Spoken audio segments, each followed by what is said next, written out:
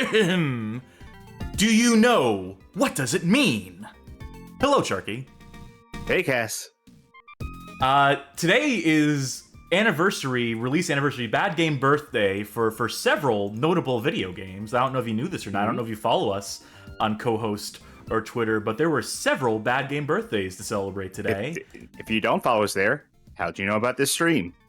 They might follow us on Twitch. They might subscribe to us on YouTube.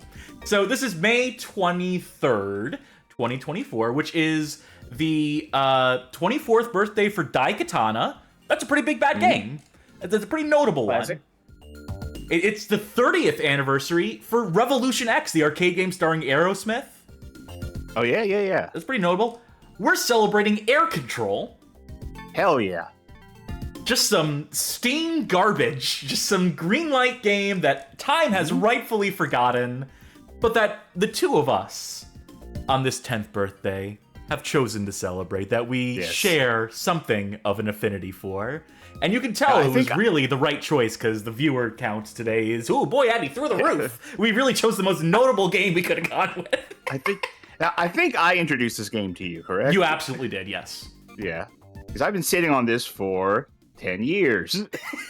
I had this on release.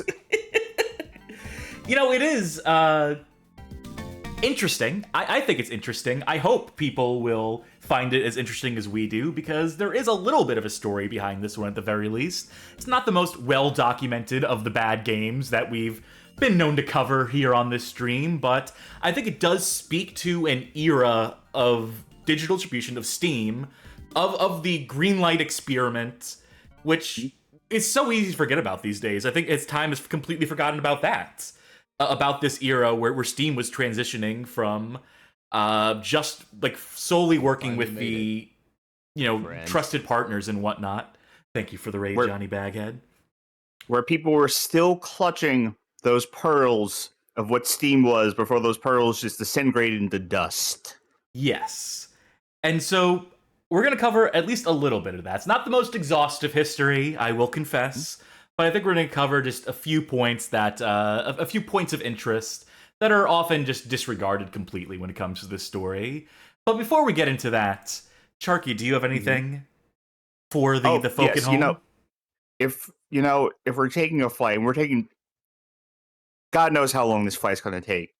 So I think we need an in-flight meal. I think it's time for the stream snack. I think it is indeed. Tell us what we'll have. Tell us, is it the fish? Is it the steak? Well, no, actually. Today's in-flight drink, they always have plenty of drinks, but I have chosen the Gatorade Frost Thirst Quencher Glacier Freeze, not the energy drink version that I had last time, just the normal one. And our in-flight meal is a Caesar salad. All right. Having a nice Caesar salad to go with the stream tonight. Now, it is from a local Italian place, and I don't necessarily care for their Caesar dressing. I think they put like a lot of mustard in it. It doesn't taste like Caesar dressing anymore. But I just wanted a salad, and I happen to have salad. So, not the unhealthiest by far of all the stream snacks I've ever had on this show. Yeah, I'm just mainlining cholesterol right now. I'm shoveling this raw, unadulterated cholesterol down my throat, down my gullet. Yes. Pure lard. Wash it down with some Crisco. How's the drink? How's the snack? Oh, there's a salad. A little too mustard heavy, I think, on that sauce. But it's still a salad, and I still appreciate a salad. And the drink, man, I don't know. I really I think this is my favorite Gatorade. Like, I don't even get any other Gatorades anymore besides this one. I'm a Powerade drinker. It helped me. The electrolytes, the fact that it has more electrolytes than Gatorade definitely helped me through some times where I needed a lot of electrolytes in my life.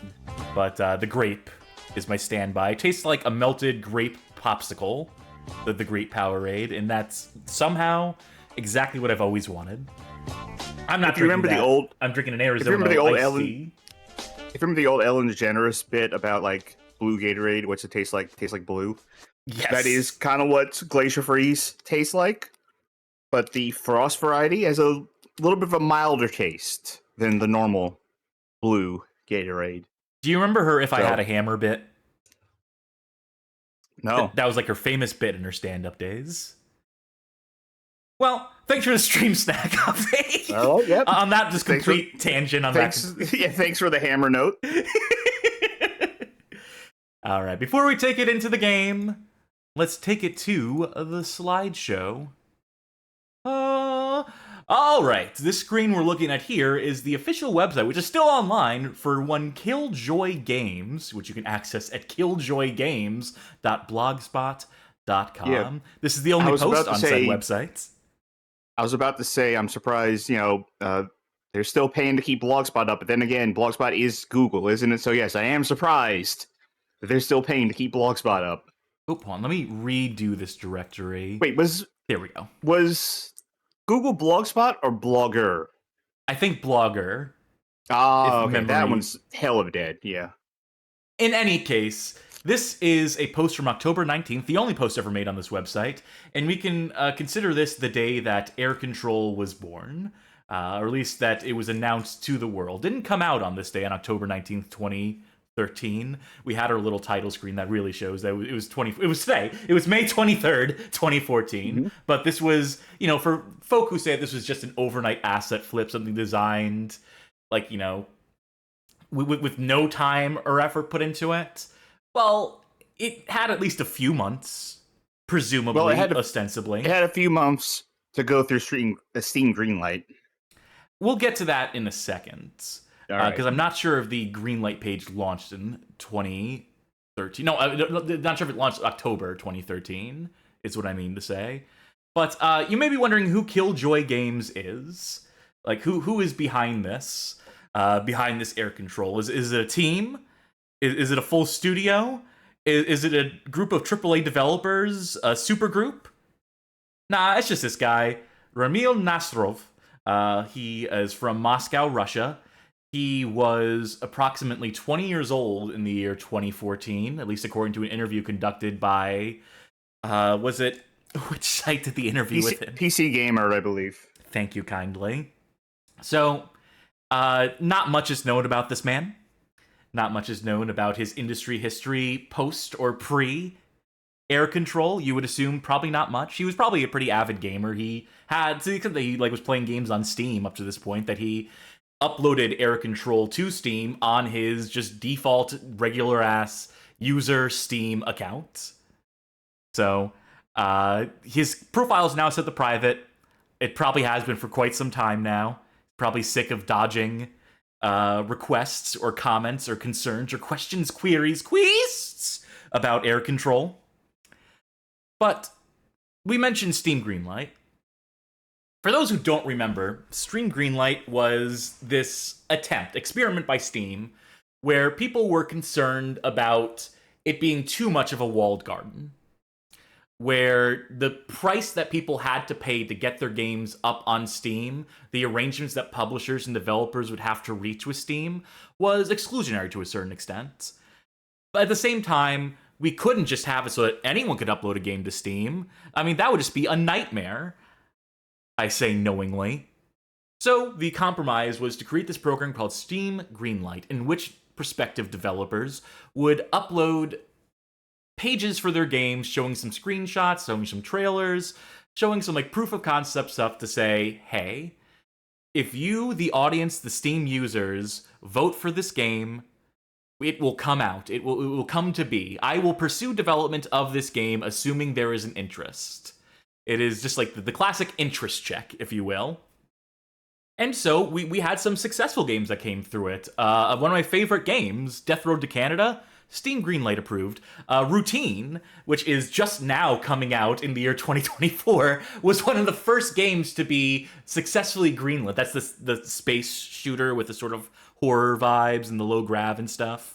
Was an early Steam Greenlight success story, if you can call it that. Well, it's a good thing they secured that green light. Of course. But for every one of those games, there were 100 joke submissions or asset flips that you would just assume that this process existed to vet, to deny those, that the Steam users, for as all-knowing as they seem to be, for as discerning as they all claim to be, should be able to spot these things from a mile away and be like, okay, this is going to be shit. this is just like, I recognize those assets. I will let people in the comments know this is just an asset flip, and therefore we will all vote this down, and this game will not be approved. Good theory. Slight problem. There were a bunch of sites. Oh, that's the wrong screenshot. There we go. There were a bunch of bundle sites around this time that would enter into arrangements with these developers where they could sell access to games that were not yet approved on Greenlight. And in the case of Air Control, this was a bundle launched in around December 2014, I believe, wherein for 2014? Did I say... I'm going to say 13. Okay. If I said 14, I meant to say 13. If I said 13, I was correct. Because this is before the game came out. Right. This was before it was even approved on Greenlight. And they were selling copies of it for $1 or for $2, which would get you a Groupies exclusive sort of DLC pack, which promised to have an exclusive level pack to give early access to folk. Play as a passenger mode, all these promised features. This never materialized, by the way, but the gimmick was... Now, this is where I got it, by the way. This is why I've been holding on to this game for 10 years, because I got it through Groupies. Well, there you go. So you, unwittingly, or perhaps wittingly, contributed to the process of this game completely bypassing the intended approval process on Greenlight. You're welcome, everybody. People would take these games to these bundle sites that were pretty unscrupulous. They would sell them for super cheap, and in the process of doing that, because it was obviously like you wanted to get your money's worth, because you wanted this game to come out after paying for it, for pre-ordering it effectively, you would be strongly encouraged to go to the Greenlight page and approve it. So you would have access to this $1, $2 game. And so, because of the mass of people, at least hundreds of people, that came to the Steam Greenlight page from this site that were directed from here to there, Air Control was in fact approved, voted for, and released May 23rd, 2014. And very quickly, Ramil does not get off on the best of feet with the community. A lot of negative reviews pouring in. A lot of people complaining about the fact that this game is barely functional. That it is, to say unoptimized would be an understatement. This is one of the least functional PC products I think I've ever played in my fucking life. That in itself, I feel, is an understatement. Yes, even still. Like, you will see it in the fucking game. Whenever people complained about, like, hey, I have a computer with, like, 64 gigabytes of RAM or whatever the fuck, and this game still runs like shit, Ramil's response would just be like, you cannot run the game because of problems with your PC. We tested it during a month. The game worked on all the computers of our testers. So you could choose to believe that this game was thoroughly tested and vetted by, NASA scientists with like supercomputers and hundreds of gigabytes of RAM and, like cutting edge tech. Or you can just assume this guy is bullshitting. He's bullshitting. There was no testing. There was no anything for this game. It was just his idea brought the horrible, horrible life. And whether his intentions were to make it as a joke, as many people have tried to contend in the years since, or whether it was just well-intentioned but just lacking the skill, we'll never know, because, in the course of that interview that I mentioned, the PC Gamer interview, he doesn't let on to the ruse either one way or the other. And, eventually, come November 2014, the game is just ultimately removed without much notice or circumstance or cause. It just disappears overnight one day. One day it's in the store, charging $5.99 for it. The next it's gone. And leaves behind more mysteries than it does answers. And obviously, like, we do not have answers to many of these questions. We can do our best to ascertain. We can do our best to guess. We can hypothesize as we play it tonight. I think I have a pretty good guess as to whether or not this is a joke or not. I think I do too, but... You can never be too sure. Very shortly after clicking start, but we'll see. Perhaps. I think it is that time. I think it's time we switch to the 16:9 screen. I think it's time we launch this, which, I just have to say, running this game that you can't even get access to anymore unless you already own it. If you have it on Steam, you have it on Steam for life. Thank God. That's one of the nice things that Steam does, is that even if a game gets delisted, if you paid for it, you have access to it. You paid $1 for it in Groupies, you have earned it. Goddamn right. But So this is not going to be helpful advice for anyone, but this game has non-functional mouse control. You control much of the game with the mouse, so this is a little bit of an issue. If you run it in full screen, you may or may not have a functional mouse in that sense. If you try to Alt-Tab, the game will immediately crash. If you play it in a window, then the mouse is just completely broken. You won't be able to like stay inside the window at all because there's no locking the cursor to the window, which is essential. There is a function in the game that attempts to mitigate this.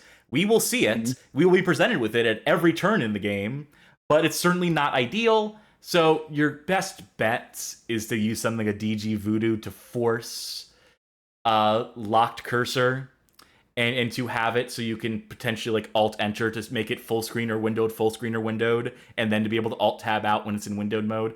I don't know why I'm even bothering to describe this. I know why I'm bothering. It's because I spent hours troubleshooting this shit. Like, I think it's important to note, and you'll see that even when functioning properly, the mouse is not functional. Yes. I am going to also show... It can literally only get worse. I know it's not great form to show this sort of thing, but this is the Unity launcher window air control configuration. We can see the inputs. Oh, quick story. Please. I'm sorry, I know we're getting into it, but God, what the fuck is this guy's name on YouTube? Because I started watching this guy somewhat recently. How do you pronounce this? Railden, I think that's his name. Check him out if you want on YouTube. He does a series where he's trying to review every single Steam game in alphabetical order. And he talks about, one of the things he likes to talk about is like the settings and stuff being like upfront with like, hey, here's the PC settings. And there was this one game early on in the series where he's like, you know what, I like this. Right before the game started, it just gives you like settings for your display and for your inputs, and that's very considerate. And someone in the comments was like, oh, my sweet summer child, that's the default Unity launcher. Some folk don't know. Video Game King in chat is saying left audio only on the game. Yes. Working as intended. If something looks broken in the game, yes. Like, our setup is perfect without fault. We've never had an audio issue in our lives. We are presenting it as is. Should we start with casual mode? Casual mode part 2, realistic mode, Killjoy mode, or coming soon? I think we start from the top. I think we should, makes sense, too. Right? We're going to attempt to clear as much of this game as possible. That's not always possible, let's say. It's kind of like a roguelike. You never know how much you're going to be able to actually play this. You know, a flight simulator.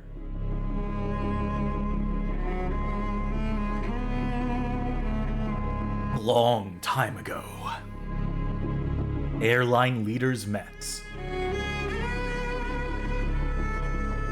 And then, war started. Air control, do you know what does it mean? Hey, everybody. I think this game was a joke. You know, I'm not sure yet. I need to see a little more before I can come to that conclusion for myself or not. Let's hit next. Yeah, it's a joke. Okay, welcome to the game. You may notice that I enabled deliberately to have capture cursor on screen. Now, because I made this work, the mouse is locked into the window, which is nice. But let's say you were playing it in windowed mode, insisted on playing it in windowed mode. You do need to use the mouse, by the way, to click on things on the screen. Let's say that you're going out of the window, and if you clicked outside the window, you'd constantly be clicking outside the game. Well, luckily for you, there's a couple buttons on the screen you may have noticed that say, let's see, this top one says lock cursor, this next one says lock cursor, this one says lock cursor, this one says lock cursor, this one says lock cursor, this one's a lock cursor button, there's also a lock cursor button here, a lock cursor button there, a lock cursor button there, and a lock cursor button there. When you click any of these lock cursor buttons, moves the mouse to the center of the screen. Consider it. And then we just, turn using the mouse. So it's handy, because if you wanted to make like a 180-degree turn, but, you kept worrying about your mouse going outside the window, you can just keep clicking the lock cursor button.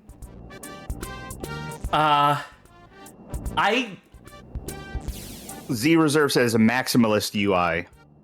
Certainly a word for it, certainly a term for it. I don't know how you get to this point. Even in a joke game, how you can get to the point where this is, like, the best solution you can come up with. Okay. Here's my question.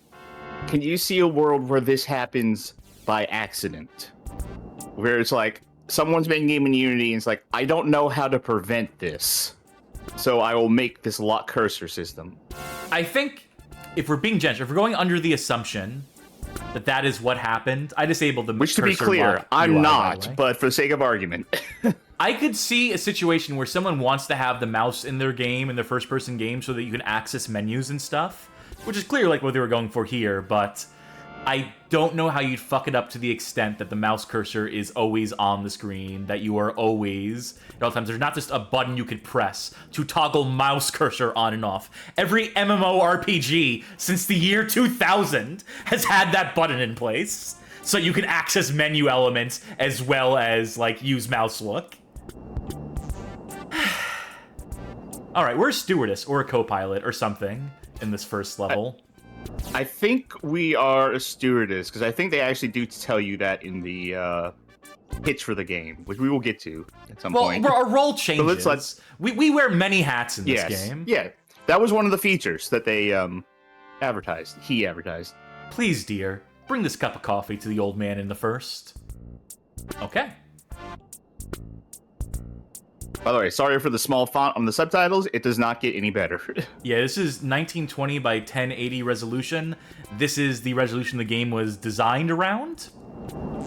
This is as big as the text gets. Playing it at a smaller resolution just causes the text to shrink. Playing it at a larger resolution makes the text also shrink somehow. Or, Alright, so we've done our job. We can take a look at some of the passengers on board now. This is great. This reminds me of days where flights weren't fully booked all the time. ProCircuit92 asks, missing assets? Oh, Sweet Summer Child. I've mentioned before, like, Please, Makeup Salon. Do you see these pillows? Oh, now I do. These pillows. This is why we have the mouse cursor on screen, by the way. Because, yeah, you have to click on them with the mouse cursor, not with the crosshair in the center of the screen. Now, that would make too much sense. Thank you, my dear. Compartment is so clear now. You're welcome. Oh, no, I think we still have another task to do. Hey, dear, please check out how is it in a pilot cabin. How is it in a pilot cabin? You like planes, Charkie? Yeah, I've always wanted to know, how is it? You ever just walk into the pilot's cabin and go like, hey, how is it? You like movies about gladiators? Okay, you are ready. Okay. What? Now it is a time to feed passengers. You can open your inventory with a button situated in left. Now please go to the fridge to replenish your stock. All right. Okay, so where's that button? All right, I'll hide the lock cursor so we can really make out where the button is. Moving the mouse all around. Oh, I just don't think that exists. I think that's just bullshit, actually. Maybe when we pick up the items, maybe when we stock ourselves, it'll... Now go to the fridge and replenish your stock. Don't mind if I do. Please bring this food to the 3 passengers in the first series in business class. Okay. Can do. Oh, Can we take a look real quick at Can we take a look at some of the backs of the seats to see what they're looking at? Okay, so we have, like, a map. Like, maybe this is a real-time map showing where the flight trajectory is. It appears to be upside down. I think it's upside down. Then we have some safety instructions. Which I'm going to assume these are real safety instructions that were just put into a PNG and put in the game. I'm sorry, a JPEG. I think PNG is being presumptuous. I think it is transparent. Or, I don't know. Who's to say? Oh, time to give the meals. We don't want this to get cold or something, you know. Cola and meal, please. Nose bread. No bread. Nose bread. Give meal. Give cola. Okay. And close. Okay. How about you, sir? Give meal. Good, very good. I am proud of you. Hey, take it. A small gift from me, smiley face. You got plus 1,000 success points. Open customize menu in the left and buy compartment modification. All right, go buy that compartment modification. Well, it's actually a menu on the right, so slight error. Oh my God, Charkie! I can't speak tonight. Listen, it's not the worst thing that you'll see. Okay, choose zombies or dwarves. And that's what I call customization. Coke and a meal with no bread. Yeah, I'll back away from these folks. We don't have overlapping. No one wants any text. bread. Who wants the bread tonight? Dwarfs or zombies? I don't know. You know, we're playing Yaiba Ninja Gaiden Z. Mm-hmm. There's definitely a lot of zombies in that game. Let's go with dwarves. All right. Okay, it is your free time. Go and speak with them. You need to find blacksmith and to go with him. All right, let's find that blacksmith. This is what a plane looks like if you're a dwarf, if you live in a fantasy world. Oh. I would presume. We got that message again. Hi, didn't see you. Oh, we have responses. This actually branching paths. Clearly, this is like fully realized. Okay, really? Who are you? Or like we can do the Golgo 13. We can do the Duke Togo and just ellipses at these fuckers. I'm gonna spoil it for you. None of these choices have any difference whatsoever. I am a dwarf king, Alex the Sixth. Who are you? I hope you will come. Ooh. Okay, what are we? It is doubled up. It is doubled up, so we're gonna have to again deal with that. I am a blue. I am a girl. I am a stewardess. I am a boy. Let's go with blue. And let's go with blue again. Oh. Okay, let me close out of everything. Okay, thank you. And then walk up to him one more time. God damn it. I think we lost that conversation, unfortunately. Yeah, you lost the conversation. How about the next guy? Hello, I am Blacksmith Fartus. Haha, nice joke. What is your real name? I'm just gonna go sell it. Fartus is my real name. This is all I got from my parents. What is yours? I hope you will come. Ooh, everyone's hitting on me on this plane. Azeroth, Joe, Cucumber, Lazy Boy, Cucumber. Haha, is it your real name? Fuck you! Anyway, everything's okay. There's a question mark. It was fuck you? Well, anyway, everything is okay. Go with me. I'm going to show you something. What? Haha, fart me? No, but yes. I like that. It's mysterious. We keep guessing. I'm going with fart me. Okay, let's go. Whoop. All right. Now where are we? We're back on the human plane. But it's upgraded to a double-decker. Ooh. We're moving up in the world. We got information that there is a terrorist on our plane. You need to find him. Hint, he is a zombie. Well, okay. This suddenly got way more urgent. This is actually how the TSA trains these days. They actually just load up air control. The reason they took it off of Steam because it's a corporate product now. Yeah. All right, I don't see any zombies on this floor. I don't see anyone suspicious on this floor, let's say. Are we sure the zombie is not flying the plane? You know, it remains to be seen. Oh, slid down. Oh, you missed. Hey, you missed, pal. You know, this game really is. We really did choose a great time to play with all the Boeing news going on. Yeah. Ooh, tugging on my collar here. It's and I gotta fly in a month or two, so. All right, just checking. Don't mind us. By the way, is there anyone who knows how to fly a plane? Oh, I think we might have found them. Hey, friend, please do not arrest me. Fuck you. You go with me. You're son of a bitch. I like your son of a bitch. You are son of a bitch. Hey, money, fame, girls, what do you want? What a fuck? What a fuck? Huh? Shut up, bitch. Ellipses. I've always liked what a fuck. Question mark. I am a pink horse. Huh? Coke? A smell of Coke. I'll take a smell of Coke. I don't want to drink any soda. It's bad for me, but I'll take a sniff of Coke. Okay. I wonder if I click this R. Okay, I'll go with you. Fuck. Stand up fastly. Shit. I'm gonna say fastly because I would prefer you to as quick as possible. I know that zombies are pretty slow, generally speaking, pretty lumbering, but Coke. Okay. All right. Okay. Well, mission complete. Solve the shit out of that problem. I did! Exclamation point. Can you please clean up in the compartment? And if you could read chat for me, see what folk are saying about the comedy in this game. I'm sure they're loving it as much as we do. Frank Gothic says, I suppose this game is good for nonsensical one-liners. There was a period of time where I was definitely saying no, but yes.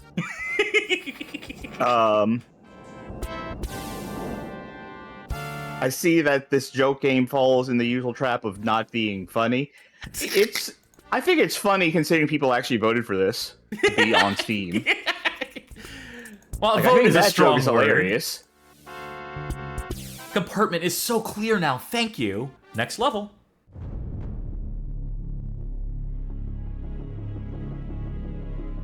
How are you, sir? Please tell me. I'd like to know. Look at this fucking guy. What are they planning? No, planing. Planing. What are they? Ah, like planes. I get it. Do not know. But do you know what does it mean? Chat, do you know what does it mean? I would love Leave your answers in the comments. Hopefully by the end of this episode, we will know what does it mean. Oops! It looks like terrorists are trying to steal the plane. You need to stop them, then go to the pilots. Alright, the hidden depth of this game. Yeah, fucking Mile High Club, eat your heart out. I wish I could just play this on veteran. That would make it really show off my gamer cred. Congrats.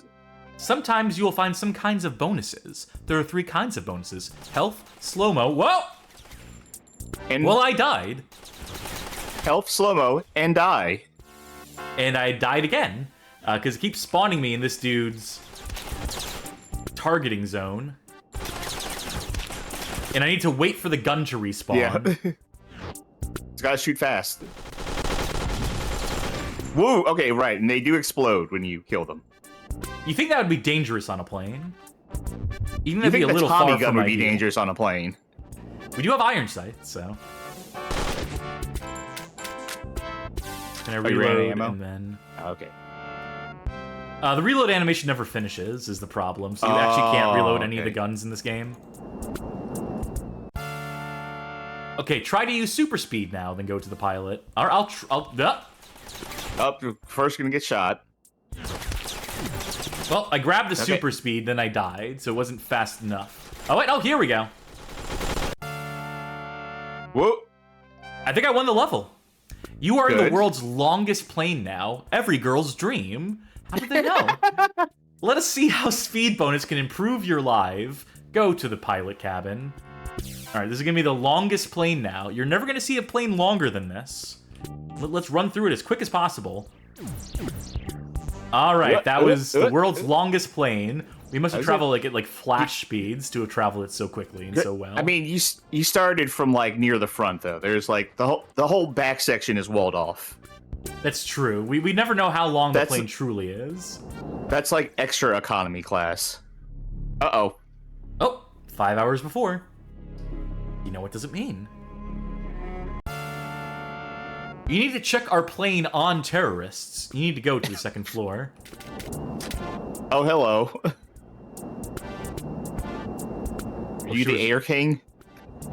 Wish there was leaning in this game. Physics simulation. Alright, I know People were upset about this game. Yeah. People were very angry about this game. People were indignant, were offended by this game. I don't know if I could rise to that level. I mean, it's $6. I mean, fuck. I get that it's like, you know, not like morally correct to charge for something like this, for something that is like obviously like a shit post. And this was before Steam had like an open refund policy, in fairness. So people could have felt like, true. but then, you know, you could also just like, you know, looked at the fucking screenshots for the game. Read reviews. Well, you could also read the, description of the Greenlight page, which, let me go ahead and just read some of that for you. Oh, wait, plot.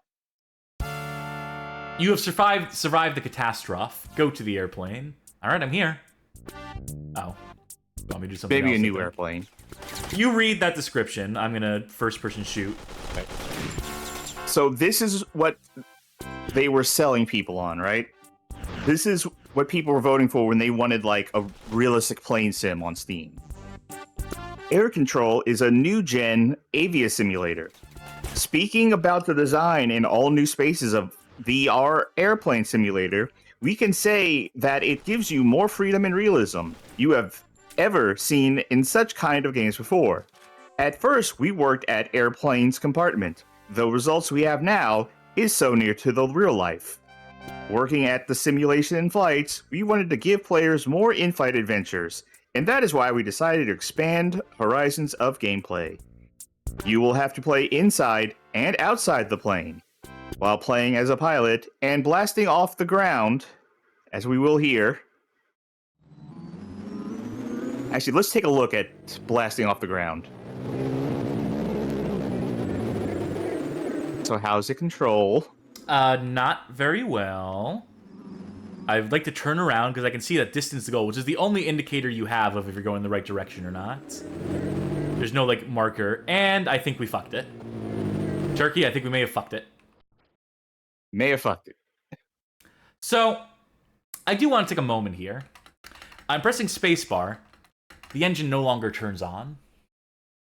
Now, this is the point where most people who reviewed this game, professionally, mind you, presumed that the game was impossible and this was the logical end of the game. Never mind the fact you can restart the level, you know, in order to give another attempt. Actually, you know what? You can't, because the engine is still busted. So I guess that wouldn't work. So yeah, you would get to this point and presume, okay, the joke is over. There's no more content after this. There are 230 plus levels in this game. That said, I think the game is crashed. I think me hitting restart actually did crash the game. Yes, that does crash the game. We can get back there, and we'll show how to. Yeah, I forgot what makes the game something up. Yeah, let's go back to the menu, see if I can get back in. Okay. Let's speed run this. We can go zombie route this time. Yeah, we'll see if it's any different. Actually, the game is completely broken. If you do restart, it does. Yes. All right, give me a second. Well, let me go through the. Yeah, please continue to go through that while I quickly play this game. Okay. While playing as a pilot and blasting off the ground, the airplane, you will have to play as a third-person camera, and while being in the flight, you will have an ability to play as a stewardess, or just to get out of the cabin and walk a little bit. I do like the idea that as a pilot, you could just get up and leave the cockpit and go like, "Hey, everybody, it's me, your pilot. I just want to walk a little bit, okay? I just want to stretch my legs." While making a walk or serving passengers, you can see the airplane inside in every smallest detail, starting from the TVs over each seat and ending with toilets or a kitchen. Also, before the flight, you will play as an engineer, and your work will be to prepare the airplane for the flight. 1. To make sure that everything works fine. 2. To bring the passengers' bags to the airplane and put them inside. 3. Playing as a stewardess before the flight, you have to clean the airplane's compartment and bring the food inside. Then, THAN, then, pilot's work begins. You need to make sure everything works okay. You need to switch on all the devices to begin your flight. Like, 2 is you need to switch on the devices, and point 3 is to begin your flight. Try the fullest flight simulation that you have ever had in the computer games. And then there is a list of the 15 first comments left on the Greenlight page. And, oh, new stuff. Hello, man. What is your name? Azeroth. Mike. Huh? I do not want. I do not want. Okay. Tell me something about you, please. I am Blue. I am a boy. I am a girl. I am a stewardess. This seems familiar. I am a stewardess. Would you like to help me? No, yes, maybe. I'm gonna say no. I'm pretty busy. Anyway, you will help or you will die. My people are hungry. Can you please give me some food? 20 meals and 50 colas. Hey, catch! No, but yes. Okay. Thank you, my dear. Hi, I am Elton Zombos. Are you our new stewardess? No, just a stripteaser. This is slightly new. Stewardess, mechanic, robots. I'm gonna say robot because they can't eat robots. Great, we needed you so much. Where am I? Nice place. I like you, plane. I like it. I like you, plane, I say as I just look around. I mean, what's not to love? You are in a zombie confederation plane. Much better than the other. Do you like dwarves? Dwarfs. Others? Huh? I want to know, do they like dwarves or not? Oh, we hate dwarves and people. We are the best. Also, we're going to start a war. Are you with us? Yes. Okay. Hey. No, but yes. I like that. You No, keep but them yes guessing. no, but yes is the correct answer for here. Thank you. Hi, didn't see you. Really? I am Zombie CEP. I am 5,000 years old. I will have a birthday 100 years later. Hope you will come. Okay, thanks, dear. You're in a zombie. Okay, yep. No, but yes. Okay. So when I say, Hello, I am Blacksmith. much Walk that. with me. I will show you something interesting. I hope you will come, dear. There we go. I think we're back on the right path now. okay. So when I said earlier, after that, it's like, 15 Steam Greenlight comments, the first ones. I don't mean that because the Wayback Machine is showing me the first 15 comments. I mean the author of the thing decided there are some first comments and then listed in order the first few comments right above the list of comments. Well, there's a reason for that. Can you guess what it is? I'll They're tell you a lot of mostly Greenlight positive ones. Yes, but that's not completely it. I will tell you a lot of Greenlight games did that, where like, here's some highlight comments. I mean, to drum up positivity, like, hey, see what people are saying about this game. It's to encourage people to leave any sort of comment, because the games that had the most comments rose to the top of the algorithm, rose to the top of recommended. So if you say, hey, if you leave a comment, good or bad, we will highlight it here potentially. If you tantalize them with that, more people will be inclined to leave comments. You can tell we're still on the same plot, we're still on the same track. There was the only difference, the zombie and the dwarf thing. There's not really picking sides, as the case would be. But, illusion of choice, as they say. So the pictures on the Greenlight page are gone now. The archive didn't grab them, but they were screenshots of this game, just not the goofiest ones. But even if you take like the most quote unquote serious screenshots of this game, it doesn't look great. It certainly doesn't look like the new gen Avius simulator, right? Yeah. So people were voting up this game thinking that people were saying like, hey, I thought we were actually getting a real serious airplane simulator. And like, what's this crap? It's like, did you really think you were getting a real serious airplane simulator? Well, people are really all stupid. that? Did you read all that and look at the screenshots and then think like, yeah, this is real? It's a thing where, for as discerning as Steam users have convinced themselves they are, and they do like to convince themselves that they are the arbiters of what is good and bad, they can recognize an asset flip from a mile away.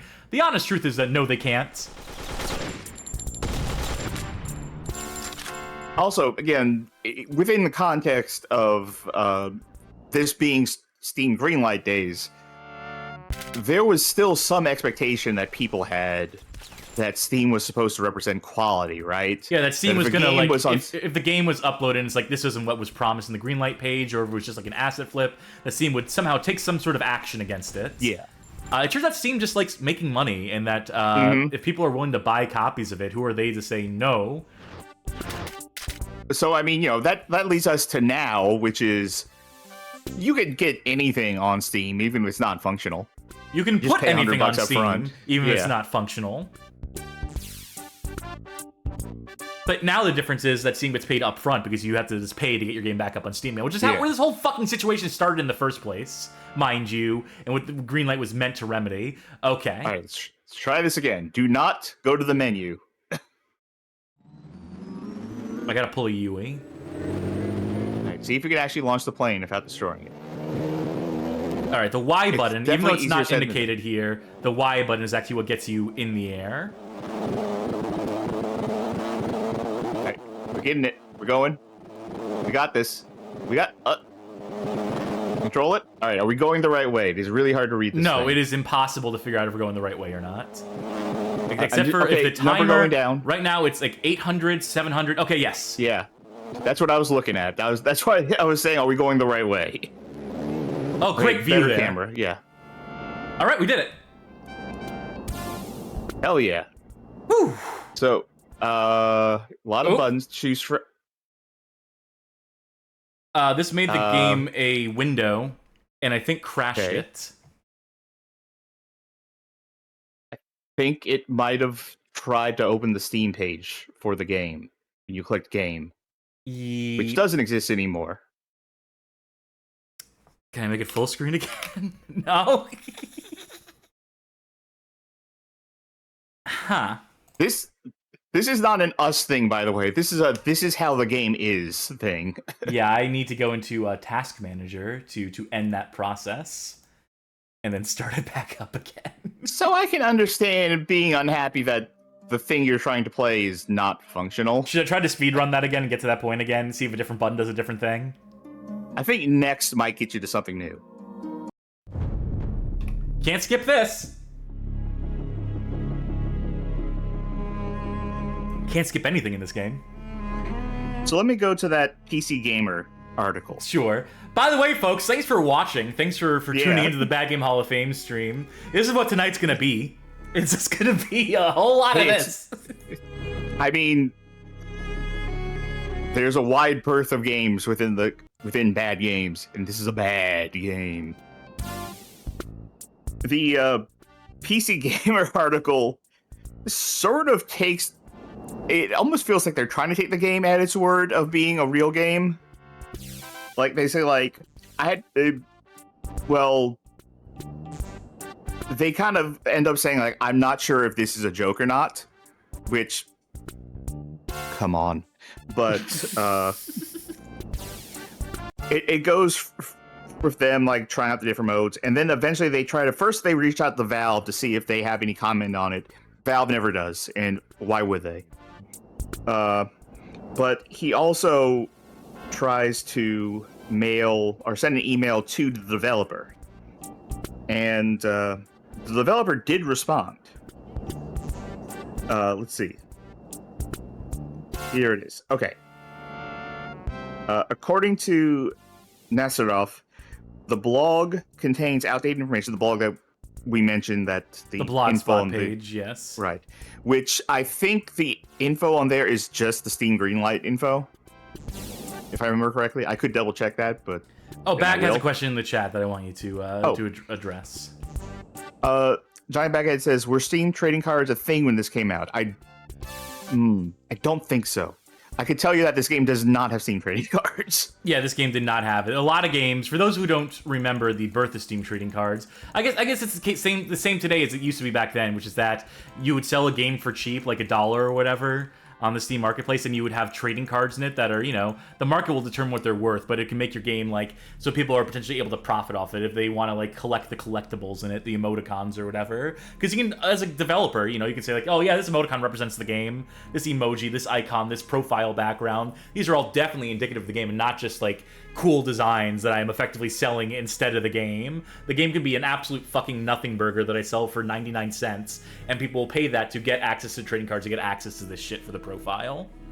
Video Game King says, Wikipedia says they were introduced in 2013, which is before this game came out, but in the early days of Steam trading cards, they were a bit more, it didn't seem like any game could have trading cards. Yeah, they was there more some amount of discerning. regulation? Yeah. Yeah. So this game didn't have trading cards, and I don't think this game was released with the idea of it getting trading cards. Yeah, it's a good guess, but it's not always the case. I wonder, can I just skip the combat encounter? Can I just run past this? Yeah, okay. Yeah. That saves some time for the speed run. Yeah. Anyway, where to leave off? Right. So, according to Nazarov, the blog contains outdated information while the Steam page is correct. And he linked to a gameplay. The guy writing the article, Tyler Wilde, linked a gameplay video of just, hey, him playing the game, right?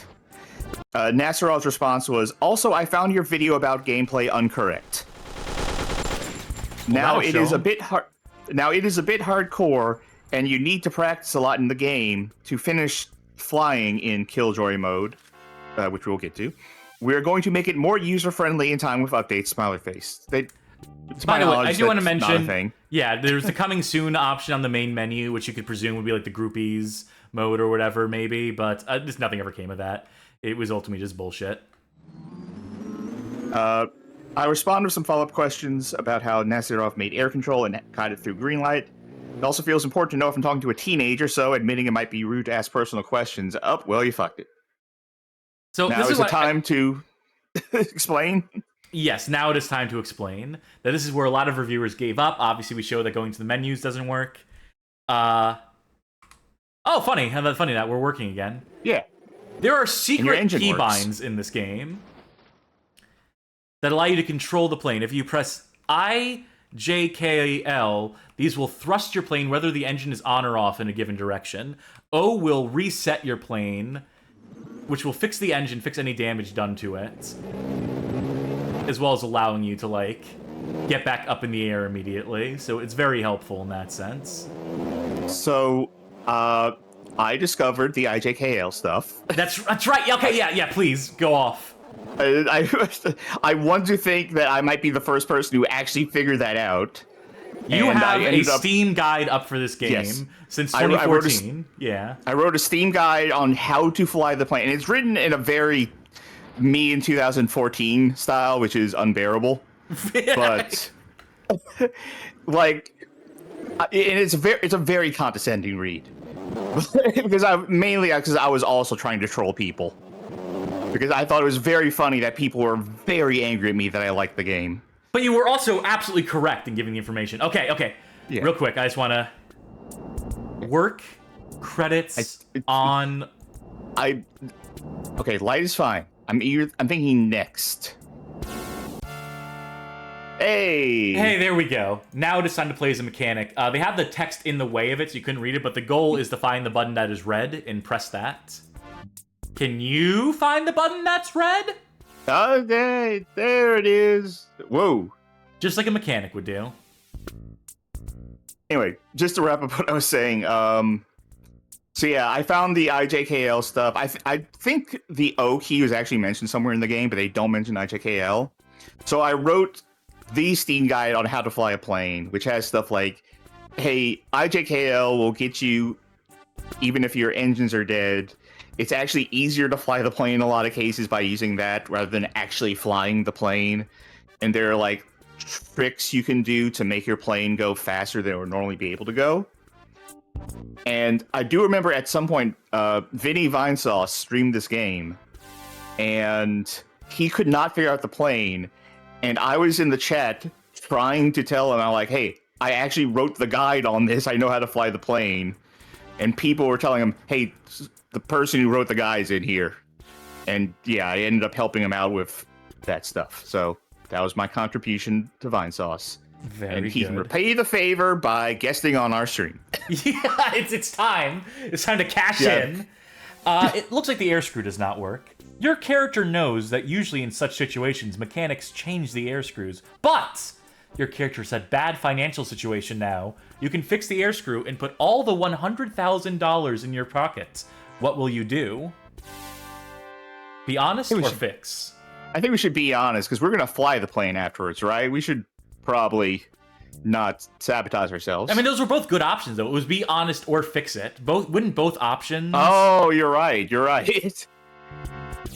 Or maybe you fix as in like the fix is in. Everything is okay. Everything is okay. Airplane is flying up. Go and check seatbelts and go to the pilot. There's actually some turbulence here. It's shaking a little bit. Ooh. I'm bumping my head against the ceiling here. Ooh. Okay, let's go. Oh, we're honest.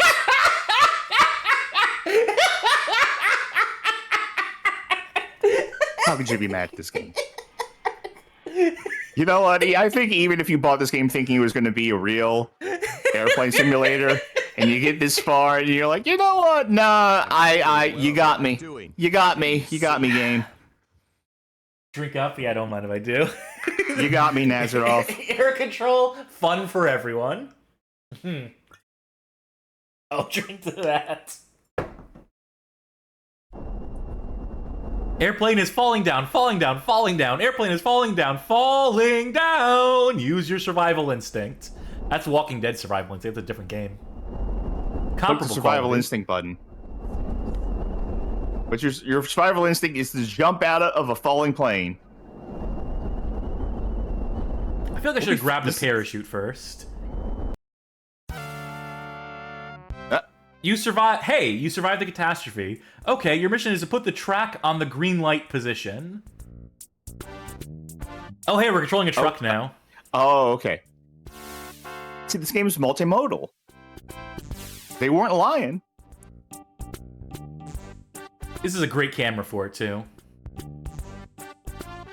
So, when Tyler Wilde asked Nazaroff how he made air control and got through green light, and also asked, hey, how old are you, by the way?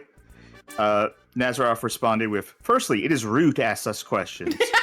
I have a feeling that you are going to write a bad review of my game. He tells me he is 20, and then, quote, OMG, it was too rude. I am so shocked. I hope you will sorry, at least. I apologize, but explain that I don't think air control should be sold. I also bring up something that we'll see later. Nazarov ignores or doesn't understand the contents of my email. Thank you for understanding, he writes, smiley emoticon emitted. By the way, I am going to release regular updates. Fuck.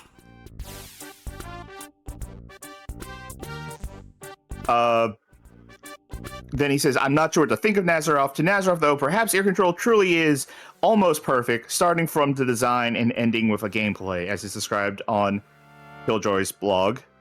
Or maybe it's a joke. Okay, let's go. I know. You got information there was a zombie on our plane. You need to find him. Oh, boy. Oh, God. The drink up is catching up with us. Yeah, finally. Been waiting all this time for the drink up to become effective. Oh. Hey, friend, please do not arrest me. Fuck you. You go with me.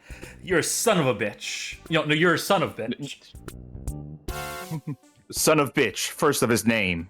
Hey, money, fames, girls, what do you want? Shut up, bitch. Coke? Oh? Arg, okay, I'll go with you. Stand up. Now go to the pilot. Okay, let's go. Okay, let us play a parody show now. You will find a lot of parodies in other games. Let's go. Oh, and here's a tutorial. Left shift now aim. we're telling jokes. 1, 2, 3 to change weapons. To skip this episode, click on the door.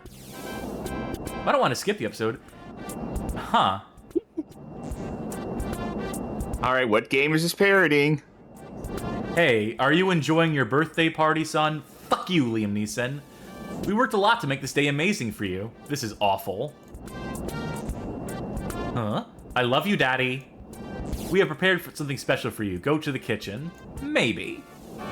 Go to the kitchen. Okay, Jesus. Oh, you have to click OK again. Oh, sorry. Oh, alright. Oh, cool. Oh, this is the part where you have to shoot the rad roaches. Well, now we'll never see what it says. Yeah, now we will never see what it says. Now we'll never see what it says. It was worth a shot to try and push it out of the way. Alright, here we are in the wasteland, I suppose. Is this New Vegas? Yeah, I think so. think we got to the bottom of it. This almost makes you wish for nuclear winter, huh? Some games have parodies. I don't know if you know or not. It's something I've picked up on in years of covering video games. I'm assuming that we follow the helmets. That would be a good guess. Oh yeah, hey, there's a helicopter. Sorry, helicopters only in Out 4 coming soon. Okay, let's go. Vice City. Now I'm concerned because there's not a indicator on the screen of how far away we are from our objective. Right. And also the Y button is not working to... Okay, there we go. Now, the Y button does something interesting. It's really kind of hard to show. It's something you more feel. Oh, that's where you go. The big green. Oh, that's good. Square. At least I found it. This is If you just like in hold Vice Y City. So if you hold Y to ascend, what the game is kind of doing is if you imagine like there's a string tied to the nose of the plane, pressing Y pulls the string. So you get pulled up by the nose of the plane. So it's not like actually like ascending like you would in a plane. But this plane actually doesn't have the Y button work at all, or IJKL. Some planes just don't have that. And this plane, I should So this plane doesn't fly at all. Air control. Airplane is sinking. Find a way to save the passengers. Don't put this responsibility in my hands. I'm gonna disappoint everyone here. Okay, I'll give it a shot. Can we turn the sinks off? No. Here, you just Ice leave the machine, plane? water dispenser? No. Is the sink there's running? the toilets they were talking about. Can you see? No. Now we gotta drink up. Oh, not a drink. we have- We have a drink up and to say something nice. I am Headful Redeem, say something nice. Pro Striker 92 redeem drink up. I'll drink up, you say something nice. How about that, huh? Good water physics as it's rising up.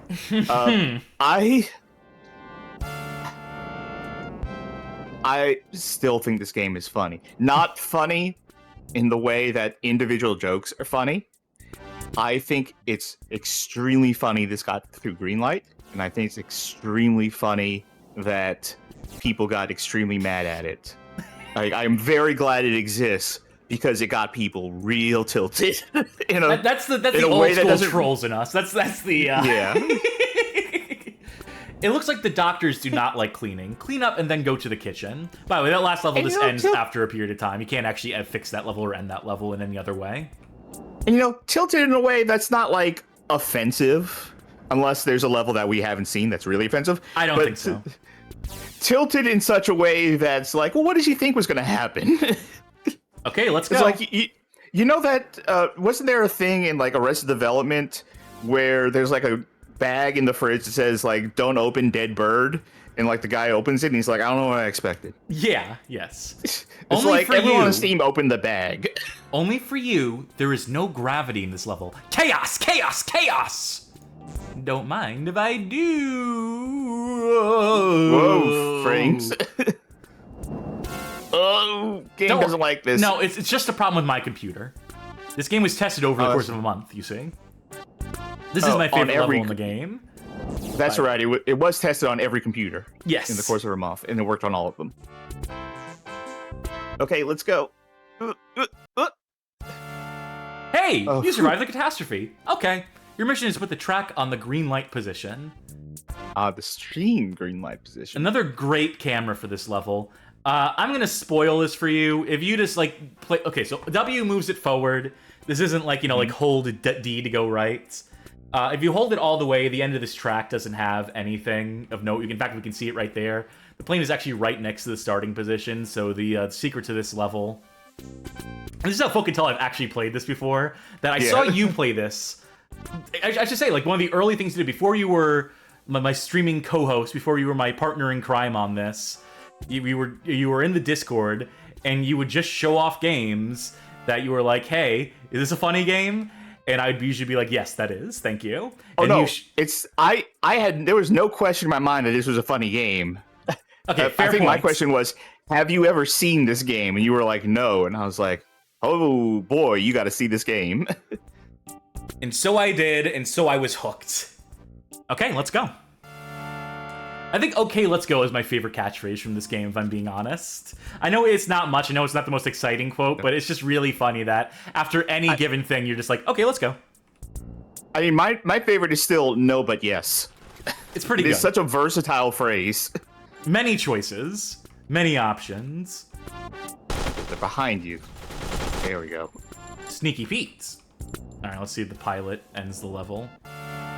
Yep. Okay, you are the terrorist, which forgot his weapons. Find the way to destroy the airplane. Oh, a little role reversal here. You can be the terrorist. That's a treat. I think that's like how they started making Call of Duty games at a certain point, right? Also, I just noticed the pilot is a zombie in this mission. And this Oh, seat so you is must be a gray dwarf. for some reason. Wait, what's that on the other seat? Fake iPad. Okay, it is in fact a fake iPad, not the actual iPad logo. Or Apple logo. Ippity. Designed by China in California. Assembled in China. Alright, looking for a way to blow up this plane. Maybe this button here? Oh, this. You know when I was telling you about the world's longest plane was hiding more of the plane. That was it. By Jove, you That's were how they do onto it. something. Okay, that does give me an idea. The thing on the iPad. It can wait. Far, far in a galaxy which is far from us. No, far, far in a far galaxy, which is far from us. Fun for everyone. I think a good name for a company would be Made in USA. Holy hell. Okay, look in this direction, the game's gonna slow down. Royal Star Knights are transporting the gold in this plane. Go and close all the shelves. Okay, so who are these guys allied with?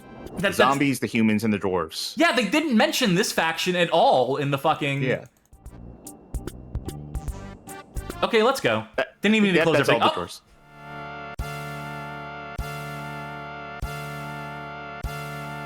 Should I... Do you think I should press space to jump, maybe? I think you should wait for this Pharrell song to start. Now, when did Flappy Bird come out? Prior to this, I believe. Surely. 2013, so, you know, it was still semi-relevant. It was ripe for parody. Now, I never knew if... I haven't figured out, ascertained yet, if these levels ever end. I have to assume that they do. I have to assume there's no, like, randomization going on here, that this only extends so far. I have to assume they don't end. Like, my assumption is that it just loops. I think there's got to be an end to this. I feel like if there was an end to this, they wouldn't have a next.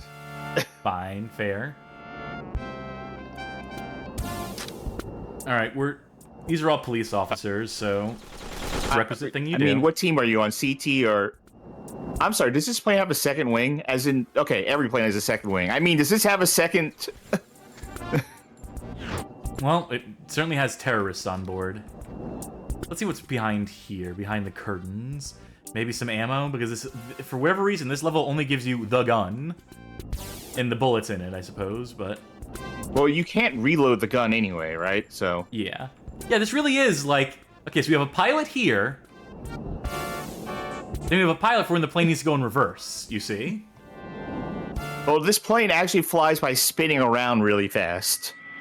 Airplane is flying up. Go and check the seatbelts and then go to the pilots. Oh, Johnny Baggett in chat. Please read his comment. Johnny says, everyone talks about Flappy Bird, but no one talks about the old school Flash copter game that was basically the same idea. When I was in fucking high school, everyone, when we go to the computer lab and just like fuck around in computer lab, I would bring on my USB stick, like, you know, whatever games I wanted to fucking play around with. Usually just like House of the Dead or like, you know, emulated stuff. But like for whatever reason, every other kid I would like offer to be like, hey, I have this installed. You can actually go to my site and you can like download it off this server. I have it hosted if you want to play some real games. And we're like, nah, I'm cool with this. And it was just everyone playing that goddamn helicopter game. And like we would like go to the next year of school and they would still be playing that fucking helicopter game, which I guess goes to show that, sometimes the simplest games are the most effective ones. I had to have told the story of Game Boy during a stream once, right? Like, that's probably on record. I don't recall it. All right, I'll say it again. And the folks at home, if you remember this story and it's old news, sorry.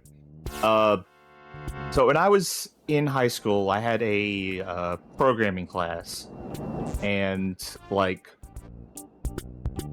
me and like two other guys, we just did all of our work super early, and like every quarter we were done the first week, so we had the rest of the whole quarter of the year off to do whatever the fuck we wanted.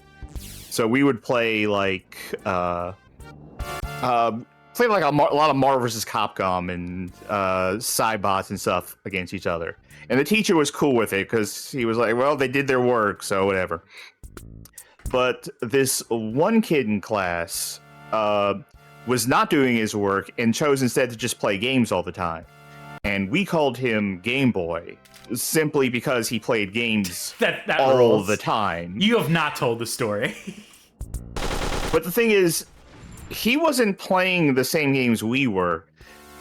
I would argue he wasn't playing games, because he would go to websites like Newgrounds, and he would go to like the banner ad that was, punch the monkey to win a free iPod. Oh yes, and told me. Okay. He would click on it to punch the monkey, and then it would take him to like whatever spyware site, and then he would click back in the browser so he could play the banner ad game again. And he would do that for like the entire class. I mean, living their best life, by the way. God bless them. We're getting like repeat levels now, but like in a remixed order. Like WarioWare. Yeah. Airplane falling down. We've been here before too. Now, will we get anything new?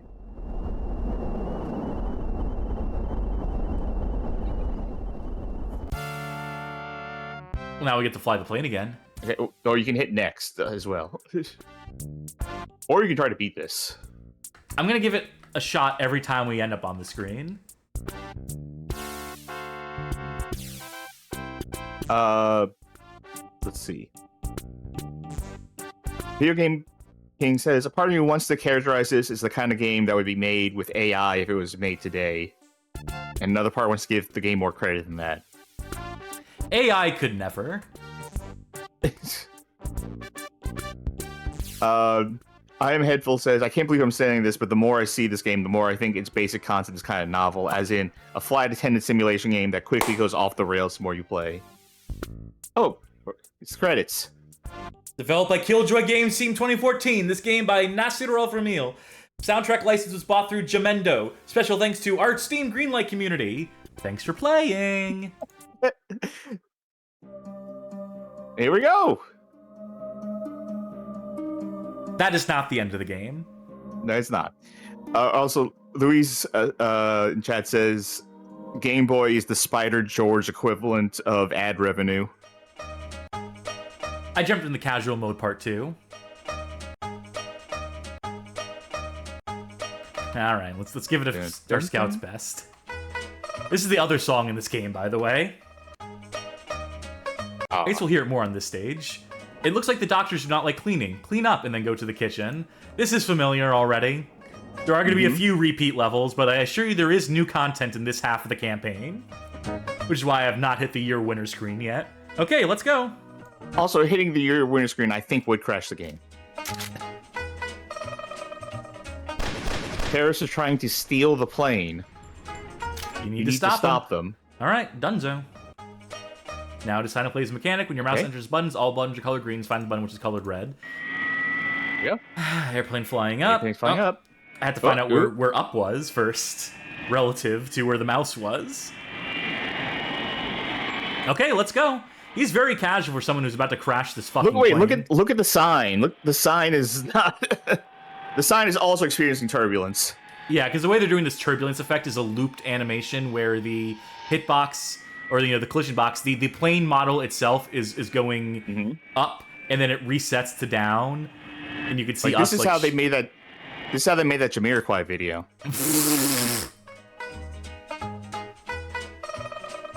Razor Vermilion Pegasus has a song that plays on YouTube videos.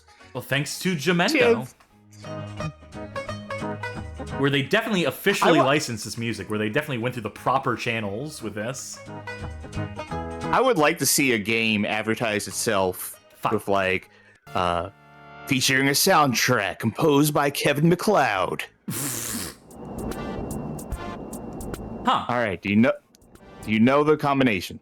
I do, but let's pretend that I didn't, and let's go to the back of the plane where they have it. Ah! Ah, I see. Oh, so that means 1111? Yeah, but this one you actually have to use center screen rather than the mouse cursor. See, this is new security here. Oh, what's the sign say? Attention, if in some levels when you need a cursor, there is no cursor, please press Alt-Tab and choose air control. If after this there is no cursor, it should be this way. If it doesn't work, no, it works. You need to find the reason why airplane fell down. Start. Well, this ain't good.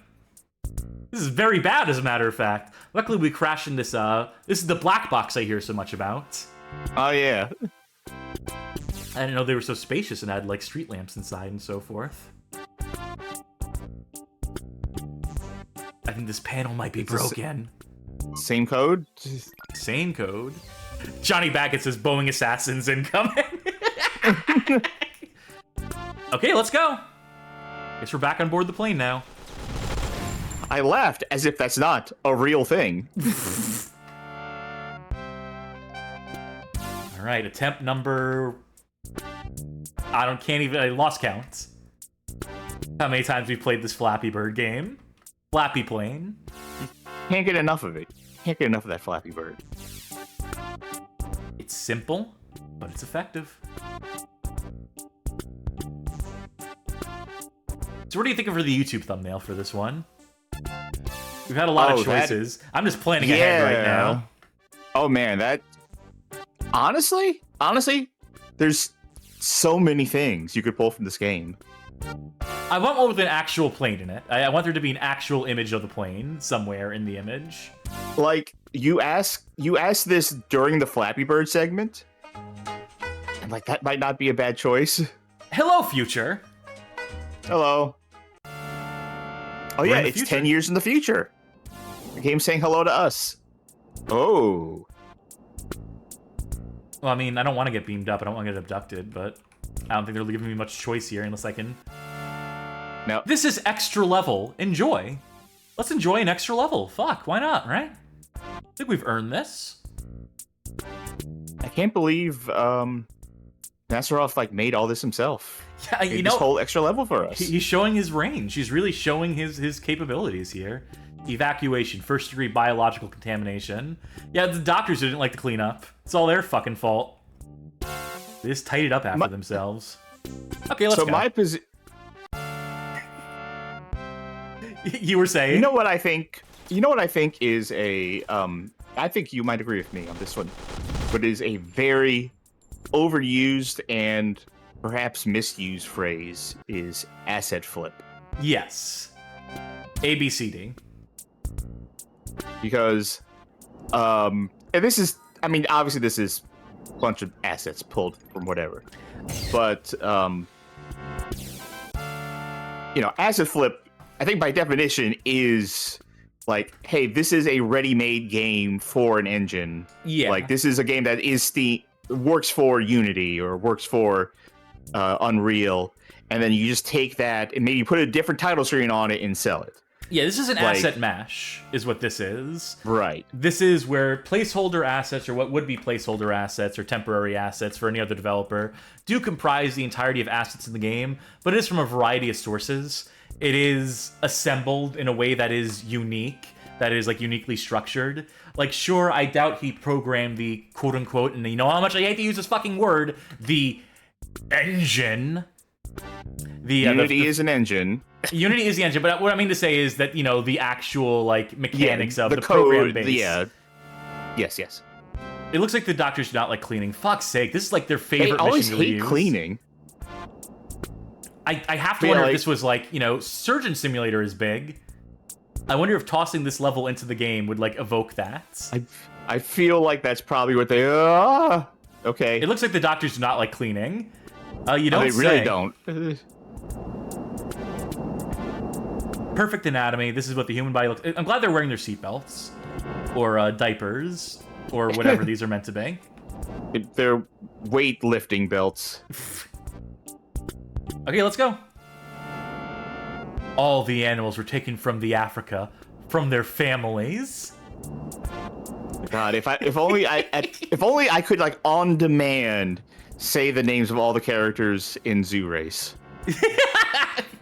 This is my favorite level in this game, by the way, because it is just as like a heartbreaking message at the top of it. It's just like they were taken from their homes, from their families.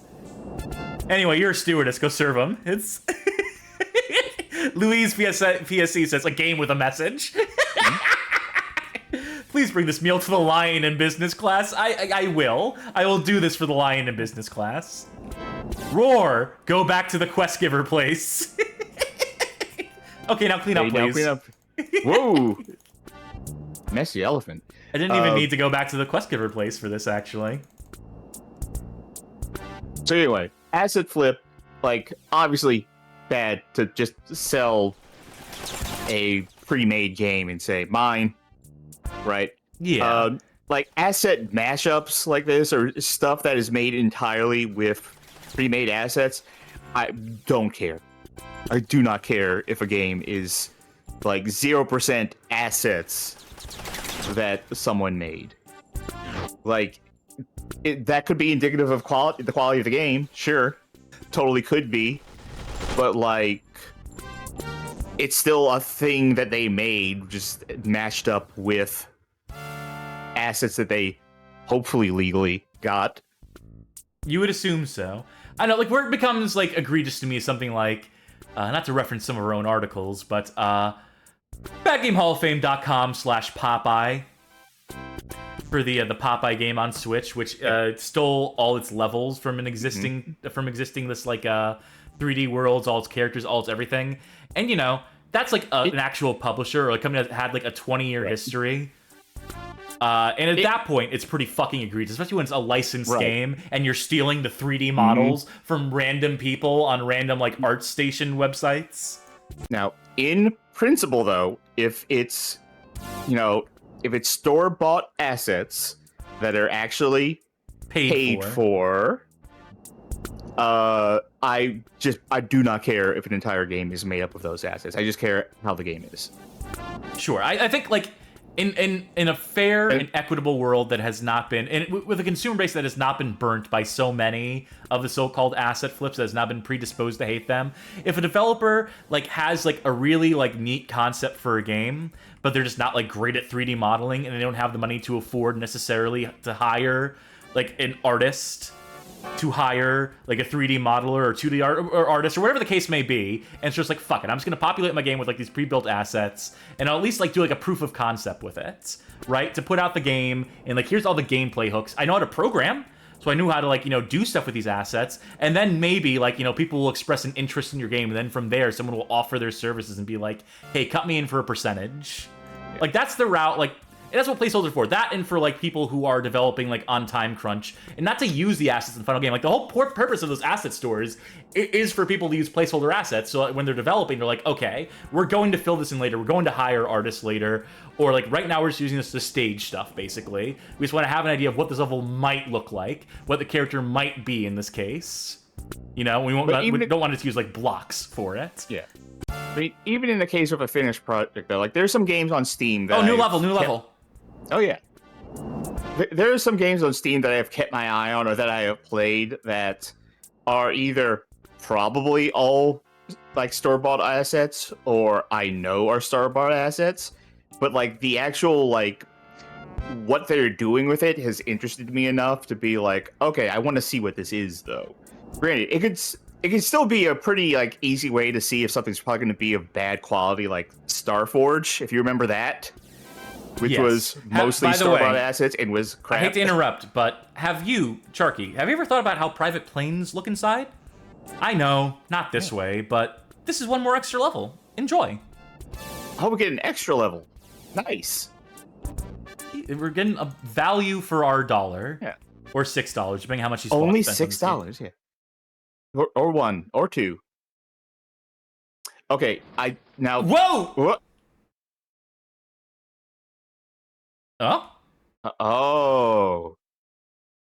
Now I know what does it mean. Alright. Now, can you navigate to the green box? Well, IJKL don't work, so I am going to actually have to... Now, that is violet. Okay. There we go, there we go, there we go, there we go. Alright. Somehow didn't manage to kill the engine. This is the sickest bee I've ever heard. Get some Flonase, my dude. Flappy Bird. So as you were saying... I don't remember what I was saying. Yeah, sorry, it's... Alright, well. Alright, this fucking level. Up. It's just up. Yeah, I know it's just up, but like they're positing it as some sort of obstacle course. They make it seem like you could like, well, you got really good at flying. You know, here's your control panel. You can see the levers operating in real time. Mm-hmm. As they promised, I think, in one of the things. Now listen, I always talk about trying to engage the game on its level with what it wants you to do. I think this is a case where you should probably just go for the exit. Yeah, because we could potentially get, like, stuck here. And have to replay all of Casual Mode Part 2 up to this point. Good.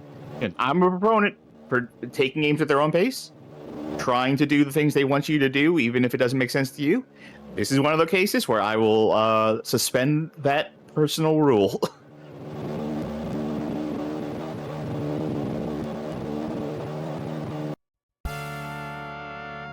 Alright. I think it's another terrorist hunt level. Hey, good job. You hunted him. Okay, be careful here, because I remember there's a potential... Yes! All right, you made it.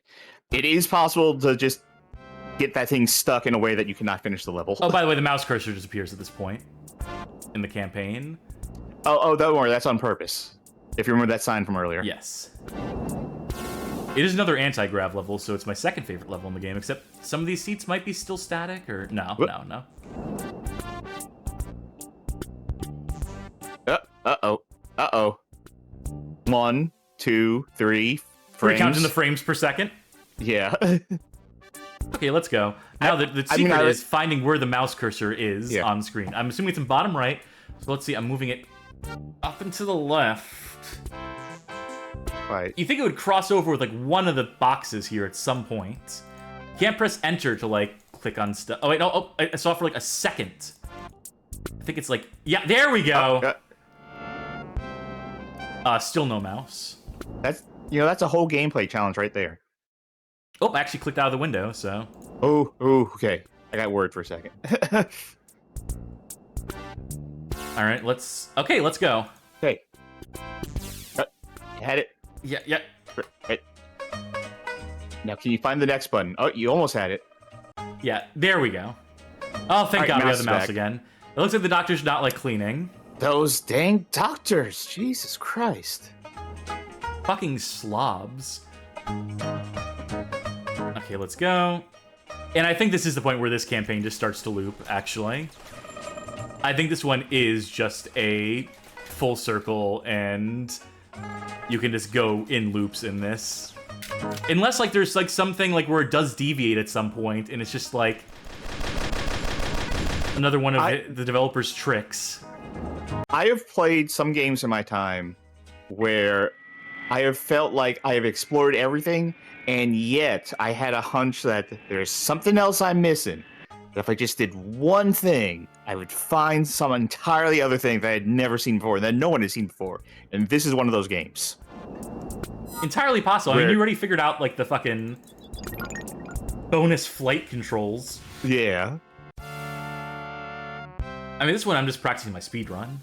Look, Catch me at that speedrunning event, the one that isn't GDQ. the one that Ludwig is holding, what is it, Fast 50? Yeah, it sure Do is folk shifty. know about this? It sure is shifty how fast he's putting that fucking thing together. Fucking week's notice. Good luck, I guess. Yeah, where did I save this? It is called Fast 50. Featuring Moist Critical, Alpha Rad, Doug, Point Crow, Danny B. I prefer Danny G for Danny Gonzalez, thank you very much. He can do his Minecraft speedrun. Chris, Christopher Chris, Chad, Smurgle, Liam.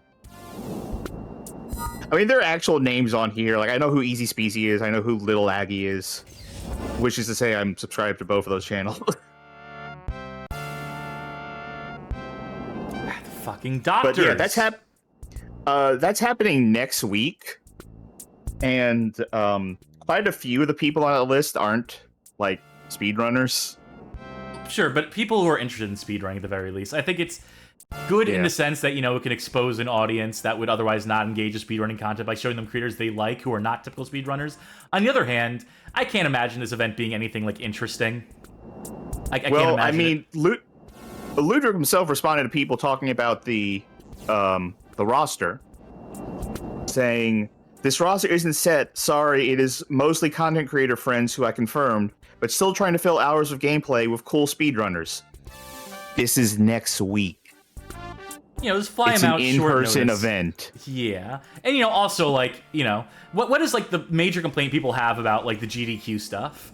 Remember fucking Apollo Legend? Remember that, like, dumbass? And he was like, GDQ has become too PC, it's too woke. I'm gonna start a speedrunning event for the rest of us. And, you know, I don't like... remember this. I mean, I 100% believe this happened, but I don't remember this. I think this was Apollo Legend. Was that the guy who ultimately, like, didn't end well for him? No clue. No clue Got into a few who of some that other... person is. Anyway, like, you know, the valid point that they almost got close to raising, and the reason why that event, like, had, like, any sort of backing behind it was because, like, this was around the time where GDQ was becoming a corporate event, like, a spot for sponsors, and it was, like, this becoming, like, you know, product promotion of the show. And that was over 10 years ago, and that's still what the show is. Yes. And, it got too big for me to enjoy at a certain point. Yeah. And so who's going to be the ones to solve that problem? The fucking biggest YouTubers who are all like, who all have their own sponsorships. The event is sponsored. It's them just bringing on their friends who all have their own sponsors. It's them doing it for YouTube. I just can't imagine it being anything. It is ostensibly for charity. Yeah, well, so is fucking GDQ, but you know, it's still like it's still a spot for sponsors to put their brands on the screen. I also, to be clear, I don't begrudge GDQ. I just don't enjoy watching it anymore after it got so big. Like, at the point where it was, like, filling, like hotel ballrooms full of people in the background yelling, and they're like, "Hey, everybody sitting in the back, I want you to say, hullabaloo, every time I hit a jump." It's like, I don't want to engage with watching this. Like, honestly, I think one of the best things that happened... This is bad. I already know this is bad before it comes out of my mouth. But I think one of the best things that happened in EQ was when everyone had to stay home for about a year. And they transitioned to this thing where, like, GDQ was just people streaming from their houses. And it was smaller and more intimate. It was the streamer. It was the commentators, like maybe like one or two people, and like the person reading off the donations, and that was it. And that was a way better watch. Yeah, but that's not what the people want, apparently. I know. I don't know, it's so weird seeing the people get into speedrun videos at this point, because it's it's all walks of life. And so, like, these are people who are, like, attracted to the completely overproduced dog shit, who are just, like, who would be, like, completely susceptible to this thing that is happening. Because for them, it's just, like, it's people they like doing a thing that they're mildly interested in. I was at a bachelor party, where... Oh, good turn, by the way. Thank you. Where everyone stopped what they were doing, stopped their drinking and their partying and eating barbecue to watch the fucking latest in the Mario 64 like 38-hour video essay series about how the A button works or whatever the fuck. And everyone was just sitting there captivated. And I play more games than any of these motherfuckers, and I'm like, this is the most tedious bullshit in the world. I would rather saw off my fucking hands than sit here in silence watching this. So that's like the audience now. Like that is like that's who's into speedruns. It got away from the nerds and is now just a part of the culture, I guess. It depends on what speedruns you're into, because there's still like niche ass speedruns. Sure, but like it's getting to the point where, like, you know, those fucking, for better or for worse, those is it Easyscape or Summoning Salt or I know there's multiple people. This is just on loop, by the way, at this point. Yeah. So I'm gonna close out of the game. We're going to realistic mode. The history of speedrun kind of folks. Yeah, and it's like right? the 4-hour-long videos about, like, you know, the history usually not of like blindfolded runs of this game. Like the Tetris one that that Summoning Salt just put out, that was like 2 hours. That was like an outlier in terms of the length of what he does. By the way, what mode is this? What mode is this? This is realistic mode. Okay. It's realistic because we're actually at the airport right now. And we're taxiing. And we have load screens in this mode. Just like realistically, you know, you'd have to load a plane. I would think. Oh, and I like the I'm gonna have to stop talking in a moment, but I like the more accessible speedrunning content. I like that it exists, but like the oh.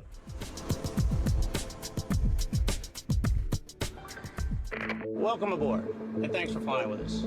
We're committed to making your flight safe and comfortable. Voice acting. Before we depart, we'll be showing a brief safety presentation. This information can help you if there's an emergency, so it's important to pay close attention, even if you are a frequent flyer.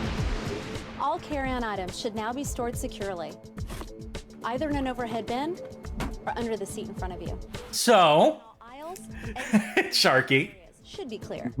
Your mobile phone where is this audio from? devices should be turned. Well, the thing I restrained from saying earlier We'll let you know during that PC Gamer thing was that Marley and me. items such as Sorry, I just know it's Marley and me and all this in-flight screens, so. a list of approved electronic devices in the in-flight information. during that thing was that I apologize, but explained that I don't think air control should be sold. I also bring up the audio taken from Delta's air safety video, Back of the safety information card. and that's the bit that Nasarov ignored. Non-emergency was that, yeah, this is just Delta's in-flight air safety functions. video audio. Let us know, and we'd be happy to find you another seat. You can just keep playing. Make sure your seatbelt is fastened, We could sit here listening to the whole thing if we really wanted to get like an in-flight safety presentation. so it's low and tight across your lap. I thought it does like abruptly stop at a certain point, but I could be wrong. Press the latch to release. You might be thinking been that a bit. if you press the next button, it abruptly stops. Oh, I mean, obviously, yeah, but Seatbelt sign is on.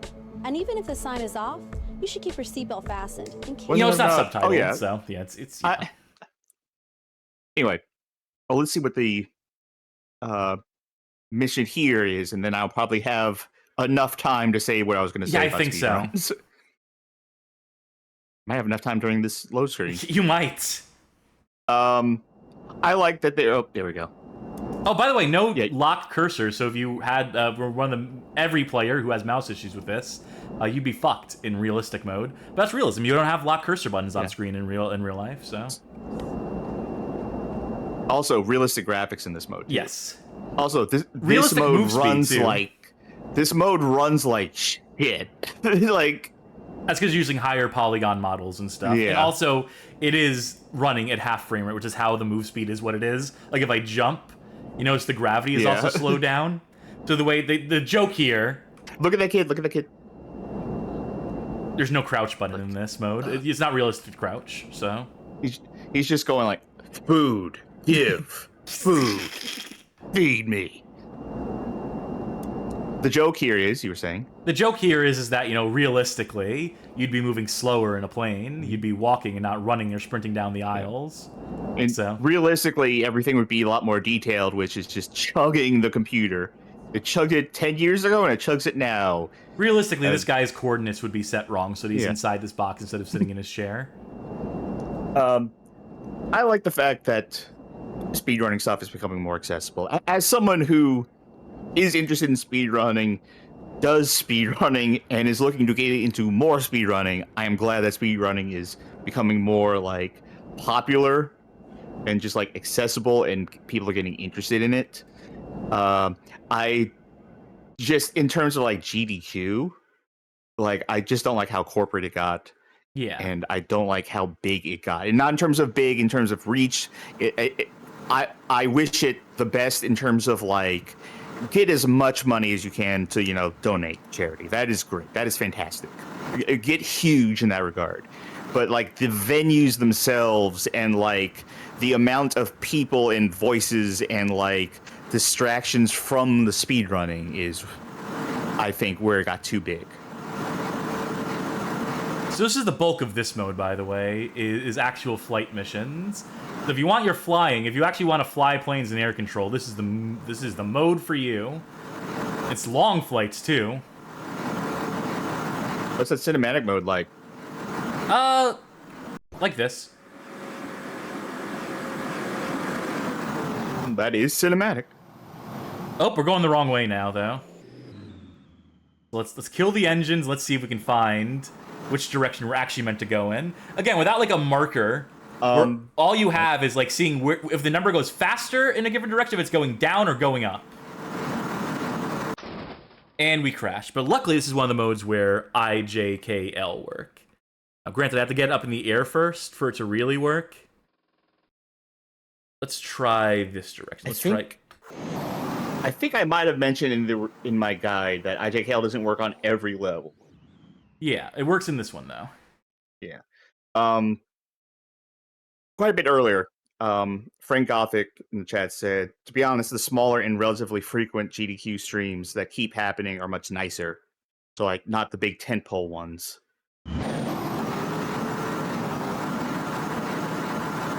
My perspective is that it's great that things are accessible, that people are getting into it. You know, I used to speedrun back in the day, mostly first-person shooters, mostly like GoldenEye, Perfect Dark, Doom 2. So a bit of Resident Evil, so a little bit of survival horror. I was never particularly good at it, mind you. But, you know, like, I appreciated the pursuit of speed, of being in game as quickly as possible as a display of mastery over it. The fact that it's become as big as it has, and that, like, the rules around it in particular, that's where I fell off, where there was, like, where every game has 20 different fucking categories now. Like, where it's so granular, and there's, like, so much infighting and drama over, like, well, this is the real category to run. And also, it's just, like, you know, I hate to say it, but it is a scene populated by fucking nerds. And a lot of those nerds are fucking insufferable. So... Cass, I don't want to alarm you, but look around slowly. Well, I've seen the plane, I've seen the water.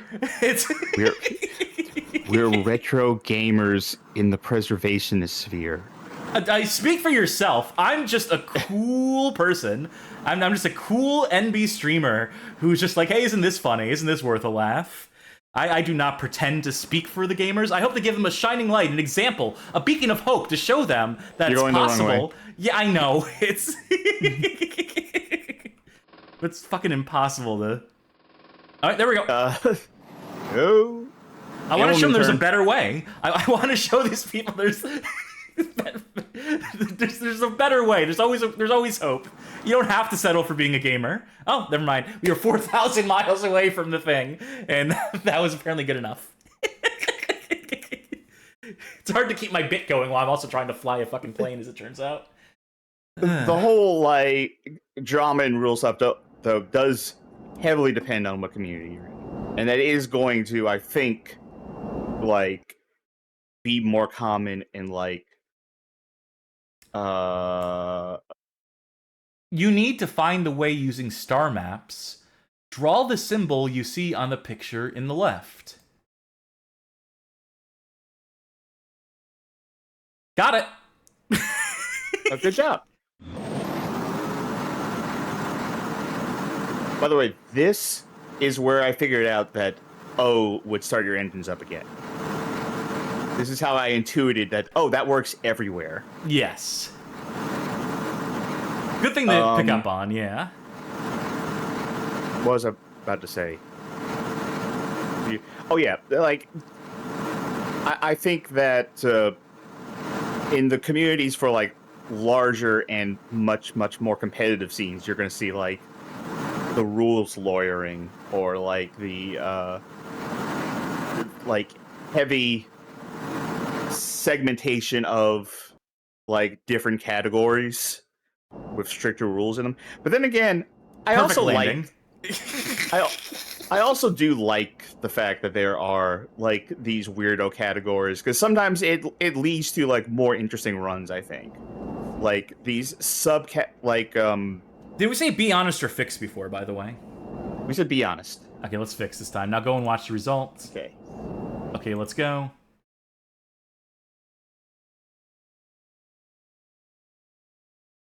I don't know. I just think it's fun when you beat a game fast. I don't need like 20 different timers, you know, and I don't need like contention over which of the timers is the most accurate. Just do it based on like, you know, in-game timer's probably fine in most cases, unless there's like long load times, in which case maybe don't use the in-game timer. Or maybe in which case use the in-game timer rather than like a real-life timer, or whatever the case may be, you know? I mean, generally it's either RTA, it's either real-time attack or in-game timer. It's like one or the other. And then there's like, you know, glitchless or glitch, and it's just like, fuck. Yeah. Who cares? We're here to beat the game as quick as possible. It's I understand, and it's fine. Like to some degree, it's like imposing like a different challenge on you, because there's some times where I look at a game that I'm thinking of, like I kind of want to see about doing speedrun stuff for this, and like I'll look at it and say like, okay, I want to do glitch because doing a glitch run seems more fun.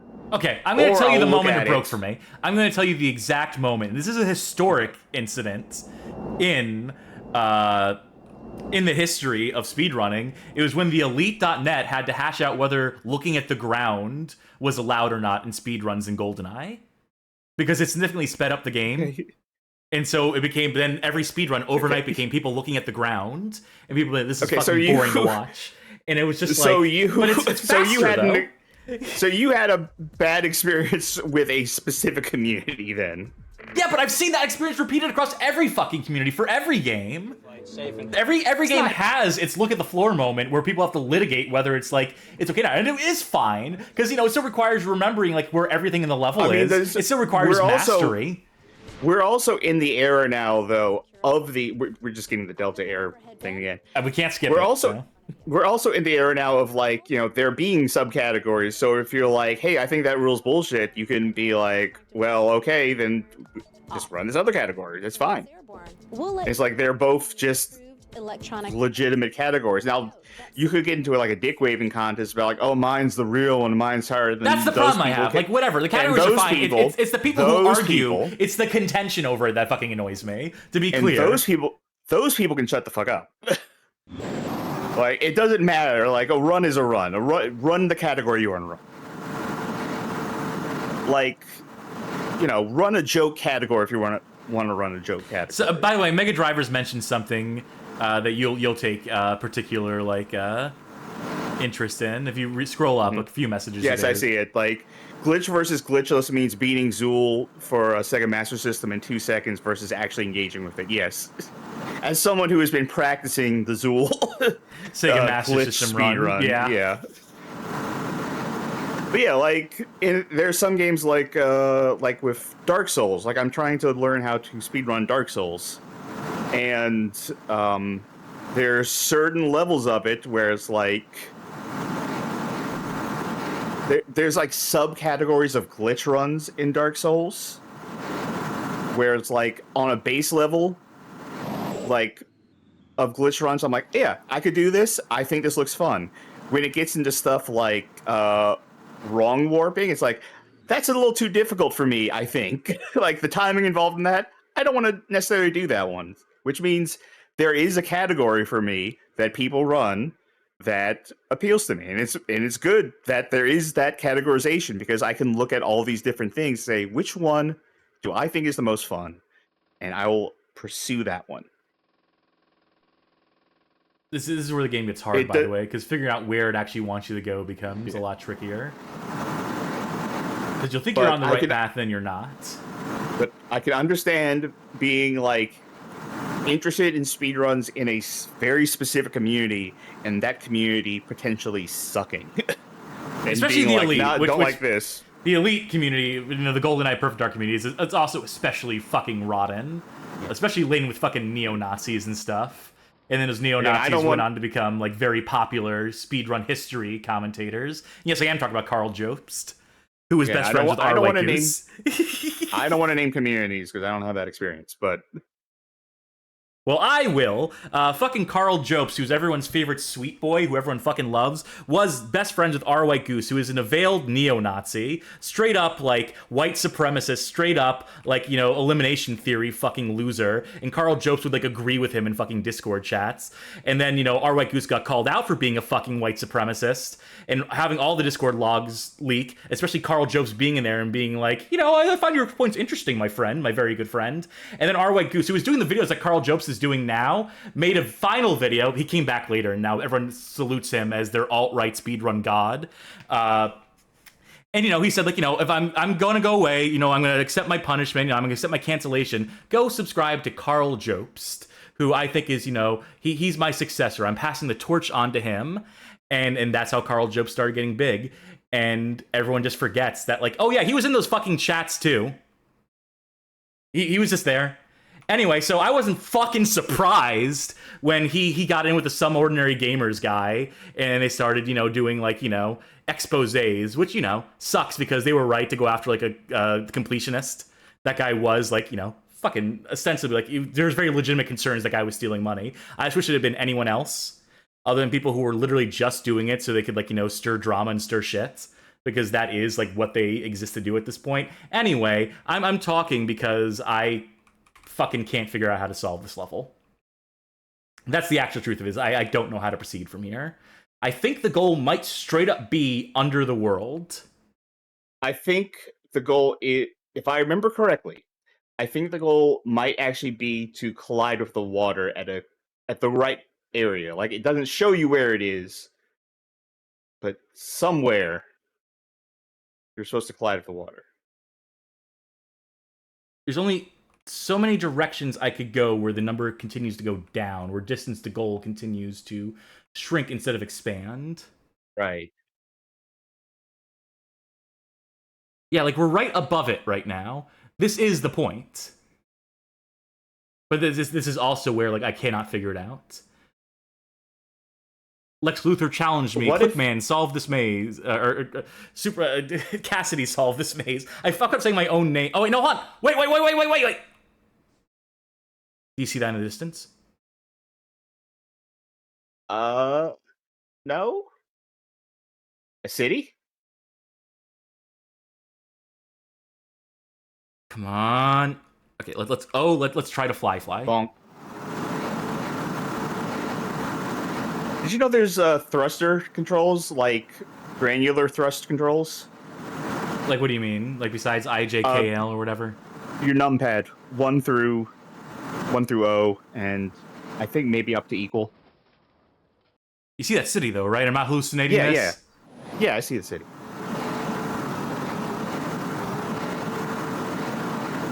You can, like, manually adjust your speed. That's handy. So I think if you hold O, which I think is, like, the upper end of speed, and space, you will go faster than you normally would be able to go. Well, my speed for faster is to hold down I while also holding a W and space. Well, if you and Y. If you also hold I at the same time, you go extremely fast. Yeah. The problem I'm having is that I'm just not getting enough fucking air. At least the goal is, like, in sight.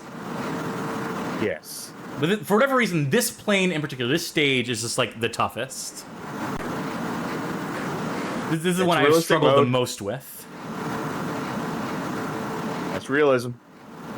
It was so hard to even find this fucking city.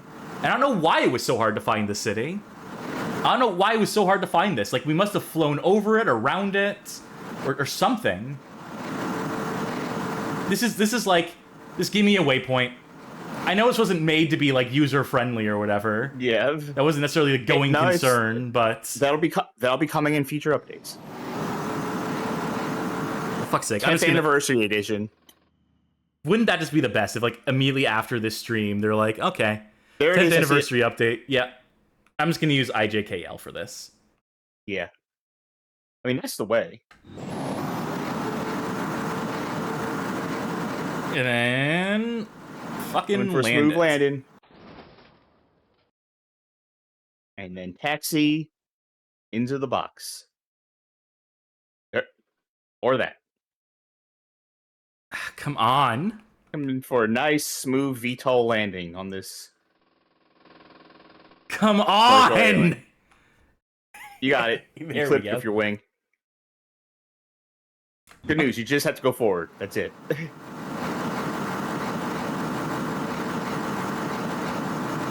Vroom. Oh. Catastrophe. I agree. Oh, this might be the level where you have to crash into the ocean. Let's try to get a sense of direction. Okay, it's moving faster as we turn this way. 5, 4, 3, 3, 3, 2, 2, 1, 1, 1, 3, 3. Okay, I think this is the way. Let's go as fast as we can to a certain point, and then let it go. I don't want to get too high up in the air because that'll throw the numbers off. Right.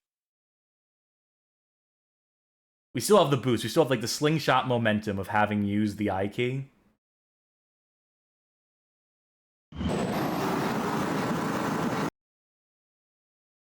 Yep. Yeah. Yep. It's crashing in the water. And now you understand the main menu.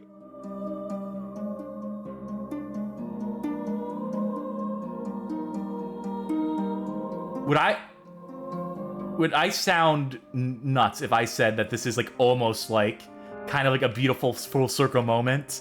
If this moment like actually kind of works. This feels like art gamey almost.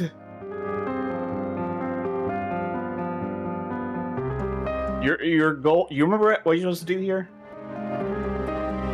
Or do you want a hint? It's probably just fall off, right? No, it's not. You're going the wrong way, actually. You want to climb out of here to the surface. Up the rocks. There are rocks kind of where you started. I think we can hold our breath. Unfortunately, we're wearing concrete shoes that keep us like bound to the laws of gravity underwater. And there's your treasure.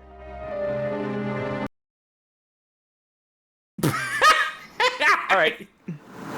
Go to the box. The treasure is more flying.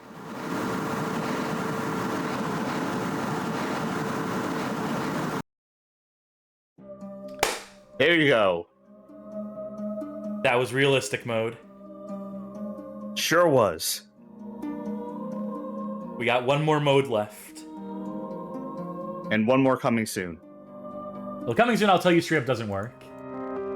I It's don't coming know. soon, of course. Of course. I don't know if we can make it to the end of Killjoy Mode. This is the mode named after the developer, though. This has been an interesting stream tonight. We've played some games. We played a game. It has many games within it. It has many styles, modalities of game inside of it. We talked some mess. We made some new enemies tonight, which is always good. Yeah. Which I always like. Cross some more names off the list of people who will not show up on our show. Yeah, that's fine. When it comes to the people I was making fun of today, when it comes to people I was talking shit on, I wouldn't want them fucking here. I don't care. Like, let me make something very clear. You know, we talked last stream, we talked in the Ninja Gaiden Z episode, please check that out, by the way, about, you know, like, what's having the desire and the drive, and I think the skill to grow bigger, that we want to grow this fucking thing that we're doing. Something I refuse to do in the process of doing that is to fucking sell out my principles by associating with people that I find fucking abhorrent. You will not see me do that. If you see us, like, collaborate with someone, it's gonna be someone I fucking respect. And I have no fucking respect for, like, white supremacists. I shouldn't have to fucking say that. But in this day and age, call virtue signaling if you want, you fucking goobers. But no, I don't want to have fucking Nazis on the stream. Fucking sorry. Anyway, you were saying? So the only people we're going to be streaming with then would be Tasting History, Sandwiches of History, Townsend, and Danny Gonzalez. You joke, I would fucking be so down.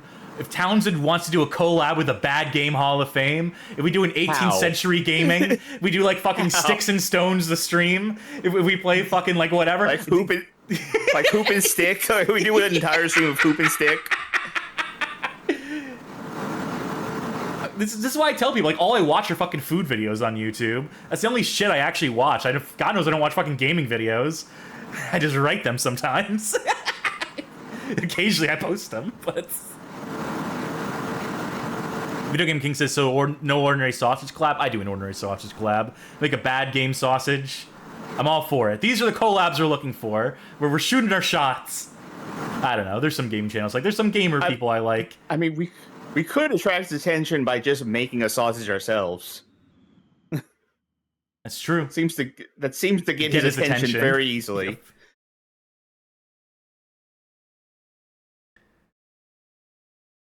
We made it to the next level. See what it is. Got some realistic loading times back. It's loading in real time.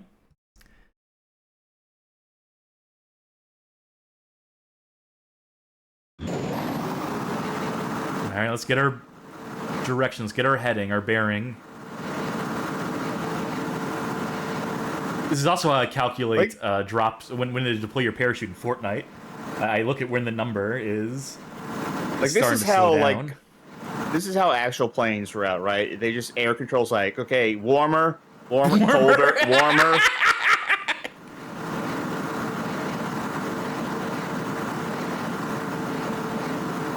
And this is how they take off too. Yep. Oh fuck. Oh no. Oh no. Well, it's gone all topsy-turvy. Can I salvage this?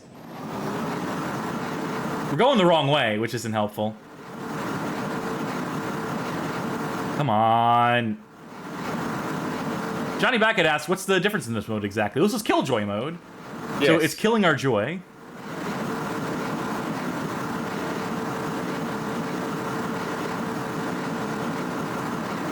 Let's use the Y button so we can just elevate above that building. This is the worst plane to control, and... wait, I just realized the entire interior of the plane is modeled. Yeah. Right now. That's why the frame rate's so good in this mode. Okay, fuck it, I'm using IJKL. Let's try... Some Garden of Ban shit going on in this level. This is... I don't know why this is the hardest one to control. This is why I said I wasn't sure about this mode. Like, I would love to get good at this mode, but I don't know if I have the patience for it with how fucked these controls are. I literally can't get it to go, like, in the direction I want, even using the cheat buttons. It's like, whatever, like, the center axis of the plane is that you're meant to control is so influenced by... like the wingspan or like whatever like physics or whatever like gravity or momentum is meant to be applied to this, it just makes it impossible to get anything going in this. Like, I think there's like some fundamental issue with like where the camera is placed or like where like the center of object is placed in this. That makes it like, so you should get any sort of momentum. It just makes it like impossible to like actually control. Here's a different camera mode, by the way. This is your captain speaking. You may be wondering what our plane is doing, and I'd like to let you know that I'm wondering that too. May God help us all, and thank you for applying Delta. It's great the pilot is just sitting in economy, you know? Yeah. That might be part of the issue. It's you know, plausible deniability. What? Like, what? It wasn't me. I was sitting in the economy seats. What do you mean I crashed the plane? What do you mean? Charkie. I don't want to play this mode anymore. Oh. This one is too frustrating. This one is straight up like too frustrating to like get any sort of momentum in. I mean, if I remember correctly, according to the developer of the game, that sounds like a skill issue. Yeah, my computer's not good enough too, I think, is another problem. Wait, hold on. Is that a city? Is that where we started, or is that where we're going? one way to find out is where we start, but I actually am up in the air now, so maybe. Yes.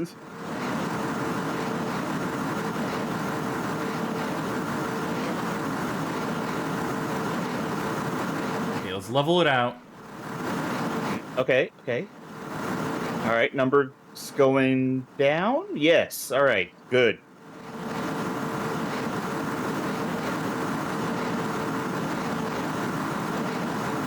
God damn it, it keeps like going off Now- center. I need to keep it now, level, Kaz. otherwise we're never gonna have any sort of... Yes. Okay, Nazarov would say that your gameplay is incorrect right now, because it is a bit hardcore, but you need to practice a lot to finish Flight and Killjoy mode. But it will be more user-friendly in time with updates. Well, it's good to know. I'm good to know there's plans for the future with this. That absolutely came to fruition. And we're not just empty promises by a guy who was fucking with everyone. Oh. By Jove, I think I found it. I would like to bring to your attention that Air Control does have a page on speedrun.com with multiple categories. For each of the game modes. For each of the game modes, yeah. I wonder how In they measure fact- casual mode part 2, considering that it loops. So, okay. There's casual one. There's rules for each. There's casual one. There's casual one with no wrong warp.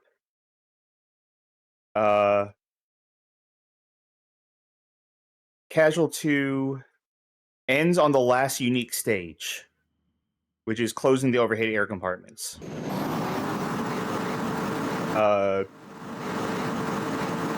Where does Killjoy end? Ends on completion of the 3rd level. Due to the nature of the game, the completion of the 3rd level sets you back to the 1st level. So we could be close then. Yeah, Is this the 3rd level? I think it is. Well, fuck them. I guess we gotta finish it. Oh, God, it's one of these fucking planes again.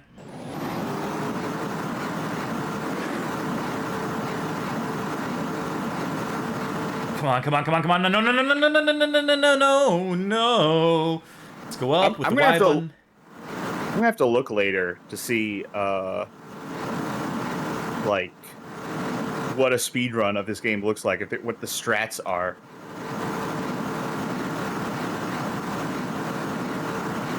God bless him.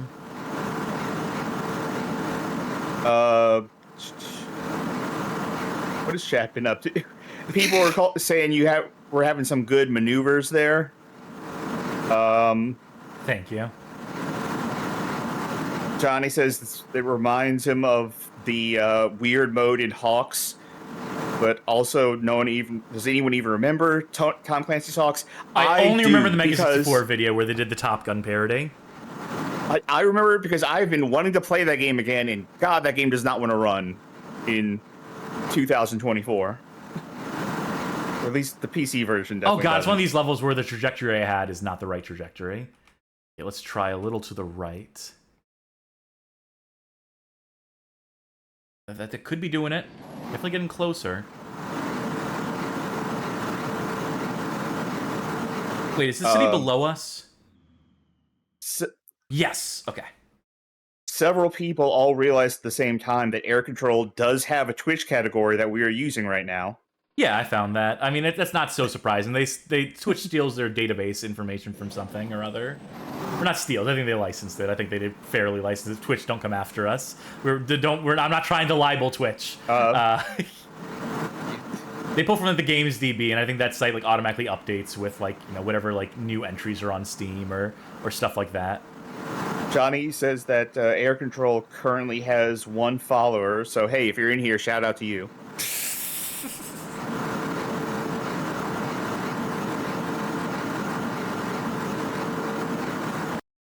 Also, there is a full walkthrough of the game on the speedrun.com section for it in Spanish. So, Great. We can just put this video up. Just put this stream archive up. It's clearly what we've accomplished here.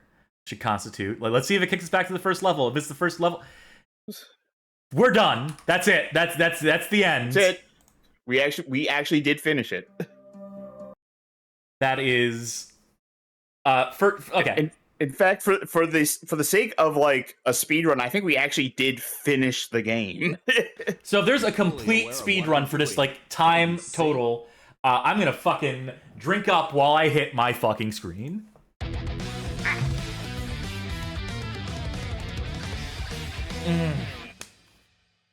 So I hate to say, you did not get first place. First place record is 25 minutes for full game.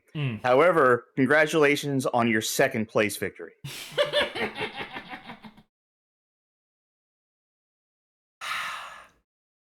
Ooh. There Spicy. are more runners, but only one person has done full game.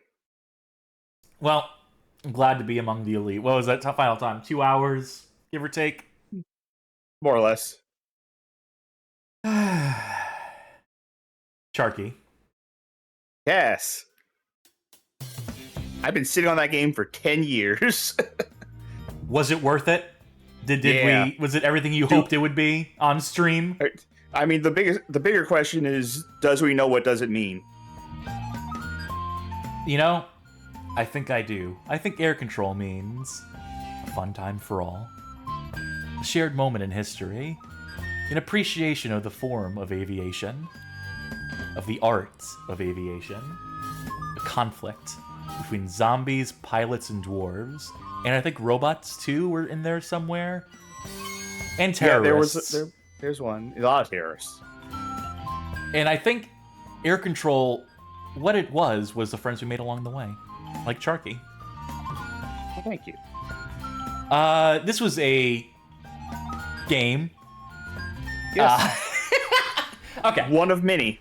I need to come up with some sort of actual like thought on this. Some sort of like cogent conclusion to this.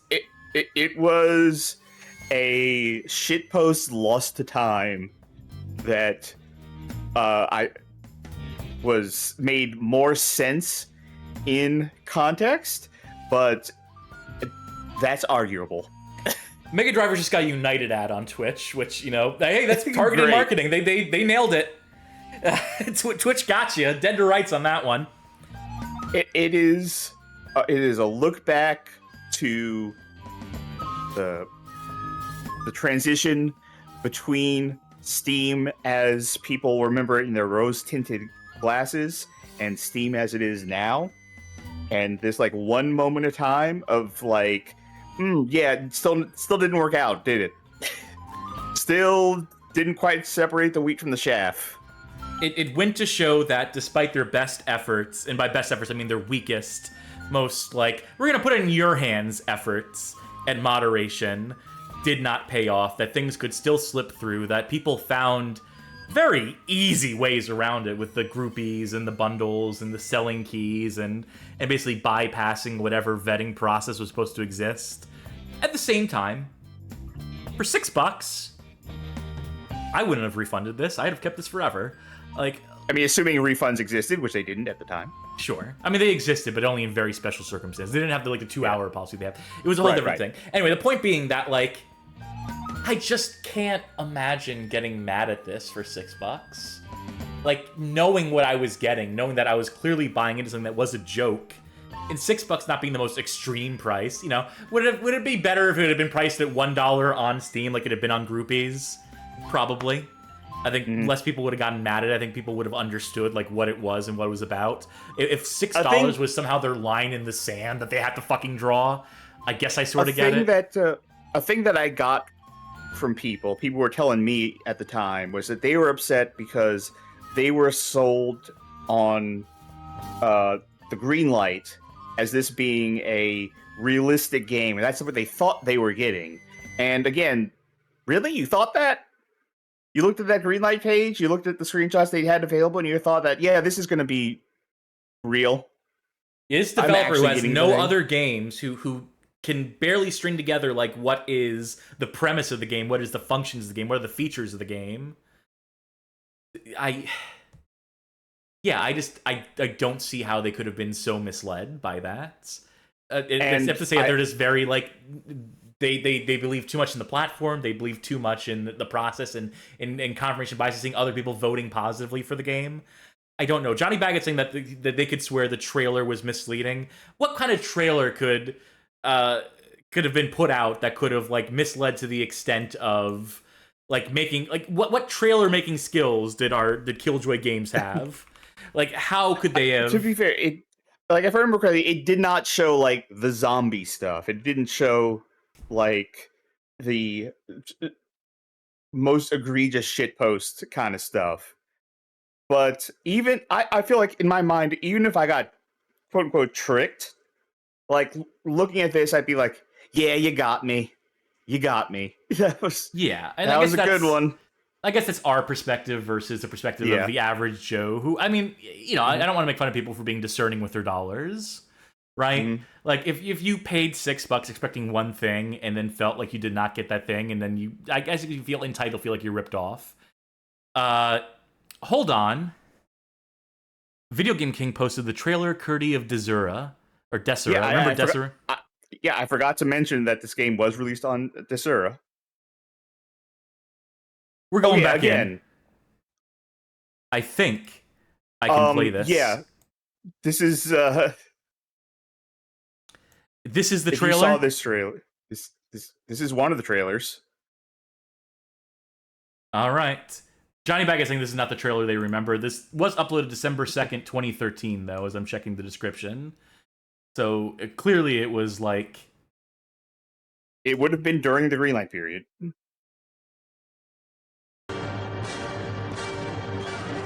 Okay, this is absolutely copyrighted music, right? Yep. I'm also going to lower the volume for viewers. I mean, this looks pretty close to what the final product is, more or less. Survive terrorist attacks.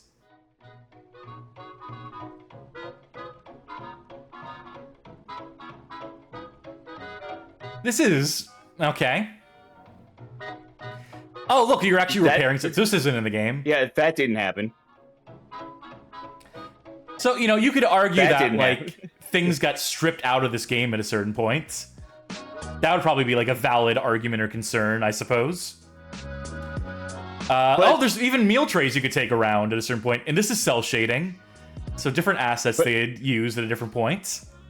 But also, if you're looking at this, like, and what's thinking, the best case scenario? Thanks for the Civi recommendation. The Desera website is still up. This is obviously not the page that it was meant to be, or what it would have looked like at the time. No, don't actually play the Civi video in the background. Anyway, that's all I wanted to see. If that was the trailer, then... that was one of the trailers. Yeah, maybe there was one that had, like, omitted, like, the gun stuff or whatever. Who's to say? Ultimately, though, like, if that trailer was available and it would have been in 2013, then you should have kind of known what you're getting into, I would say. I mean, there was a post on the green light page that said, hey, second trailer's up now. It was from December of 2013. That would parse, I suppose. People would have had access to it. Okay, I mean, yeah, like, Cass, I think you and I have a different view on games where we can look at something that is just awful and be like, that's great. Yeah, like, for me, like... So, we maybe are not the majority of people who are buying games on Steam. Okay, I'll say this, too. I'll say this. That a lot of, like, quote-unquote joke games are just not funny. Mm-hmm. In the way they're intended to be. A lot of them are just, like, very low effort to the point where there's, like... It's, like, one level, you press a single button, and then it just ends, and it's, like, a 20-minute cutscene or whatever, and that's the joke. Or, like, whatever the case may be. Like, you know, kind of trash I'm talking about. Or, like, you know, like, just proper, like, real asset flips, which are just, like, we just took this game, put some new characters in it. Maybe one of them is, like, a racist meme or something. It isn't that funny. And this is something beyond that. Even... Okay. Conceding that this is a joke game, which we are at this point. Conceding that, you know, it was just a compilation of other people's assets, which it is. Conceding that it is difficult, is challenging to play, but not for, like, any difficulty reason, but because it's poorly implemented. It is. And conceding that the jokes, like, on their own aren't particularly funny. The bits that are meant to be funny aren't the funny parts. What's funny is the variety. That's not the joke. To me, the variety, the joke is, the funny part is seeing, like, the rapid shifts in turns, how no level flows cohesively into the next. And honestly, that to me is genuinely funny, and I think that's done with some amount of intentionality. I think the writing, obviously, like is filtered through different layers. I think English is second language. I think, you know, if it was probably up to Ramil, there probably would have been a more straightforward English, I would have to assume, or maybe not. Maybe that's all part of the plan. Maybe that was all part of the joke in and of itself. Like you were saying, like the completely rapid shifts are funny. I think the UI is funny. Sure. Like that it's like the worst. You know that competition? There's a competition every year, I think, for the worst possible UI, where the challenge is that programmers develop the worst user experiences possible. In terms of, like, you know, like a drop-down menu for every letter of the alphabet as you spell your name or something. Like, it's like really horrible ideas like that. This game, like, they could look at this game and they would weep. Like, on a meta level, like, just first-person mouse controls were screwed up so bad that it is itself a joke. And of course, like, the joke that I appreciated as someone who was in on the ground floor in this, the joke that exists on the users on Steam, on the people who voted for this on Greenlight. Like, yeah, it was... they played him for suckers. And I think that was funny. Like, if again, my point of view, I am not the average purchaser on Steam, but if I voted for this on Greenlight... Hell no, I paid for this game, like, sight unseen, right? It was like $1. I was like, sure, what did I get? And I got this. I was like, that's funny. That, yeah, I paid for this? That's funny. Yeah, I can definitely get that. I think that's going to do it for our stream tonight, though. I think it's going to do it for Air Control. I think we've seen everything there is to see. I think we've said everything that needs to be said. Quite literally. I will, again, say to folk, thank you for watching. Please to consider subscribing here on Twitch, patronizing us on Patreon, boosting us on Discord. Please hit him with a link to the Discord server. To help us determine the direction that you want to see the channel go in. Join our Patreon Zone channel if you're one of our supporters, and advise us. Vote in polls. We'll be back Saturday with the continuation of the LJN Connection. Tuesday will be part 2 of Yaiba Ninja Gaiden Z. I remembered it. And then Thursday, next Thursday, I think will be continuation of Resident Evil 6. Yep, that's the plan. So there is our stream schedule for the next 3 nights or so. Thank you for putting up with us, for putting up with games like this, for suffering through them as we enjoy them, even as we are the ones who enjoy them. Hope our joy is infectious in some sort of way. And that's the thing I really want the opportunity to do with this is, like, you know, we show, like, the big ones, like the ones everyone knows, but, like, there's some, like, off the cuff ones. There's some, like, weird things that I want people to know about. Yeah. I want people to know that Boo Bunny Play exists, and I want people to know that Air Control exists. Goddamn right. Macaw45 is playing X-Men Mutant Apocalypse for the Super Nintendo, which doesn't sound like a game that would be in my wheelhouse, but I have weird, nostalgic, fond memories of that game, particularly its music. The soundtrack to the game rules. That's my input on X-Men Mutant Apocalypse for the Super Nintendo. So we will send folk that away. We found the one SNES game that Cass likes. Yes, tearing down the bit for a minute, turning off that switch to say that it is a good one on the SNES. Anyway, pleased to send them love. That's going to do it for the Bad Game Hall of Fame tonight. I've been Cass. I've been your pilot, Cass. I've been your co-pilot, Charkie. Thank you again for controlling the airs with us. Fly safely. And nothing left to say but bye! Good night, everybody.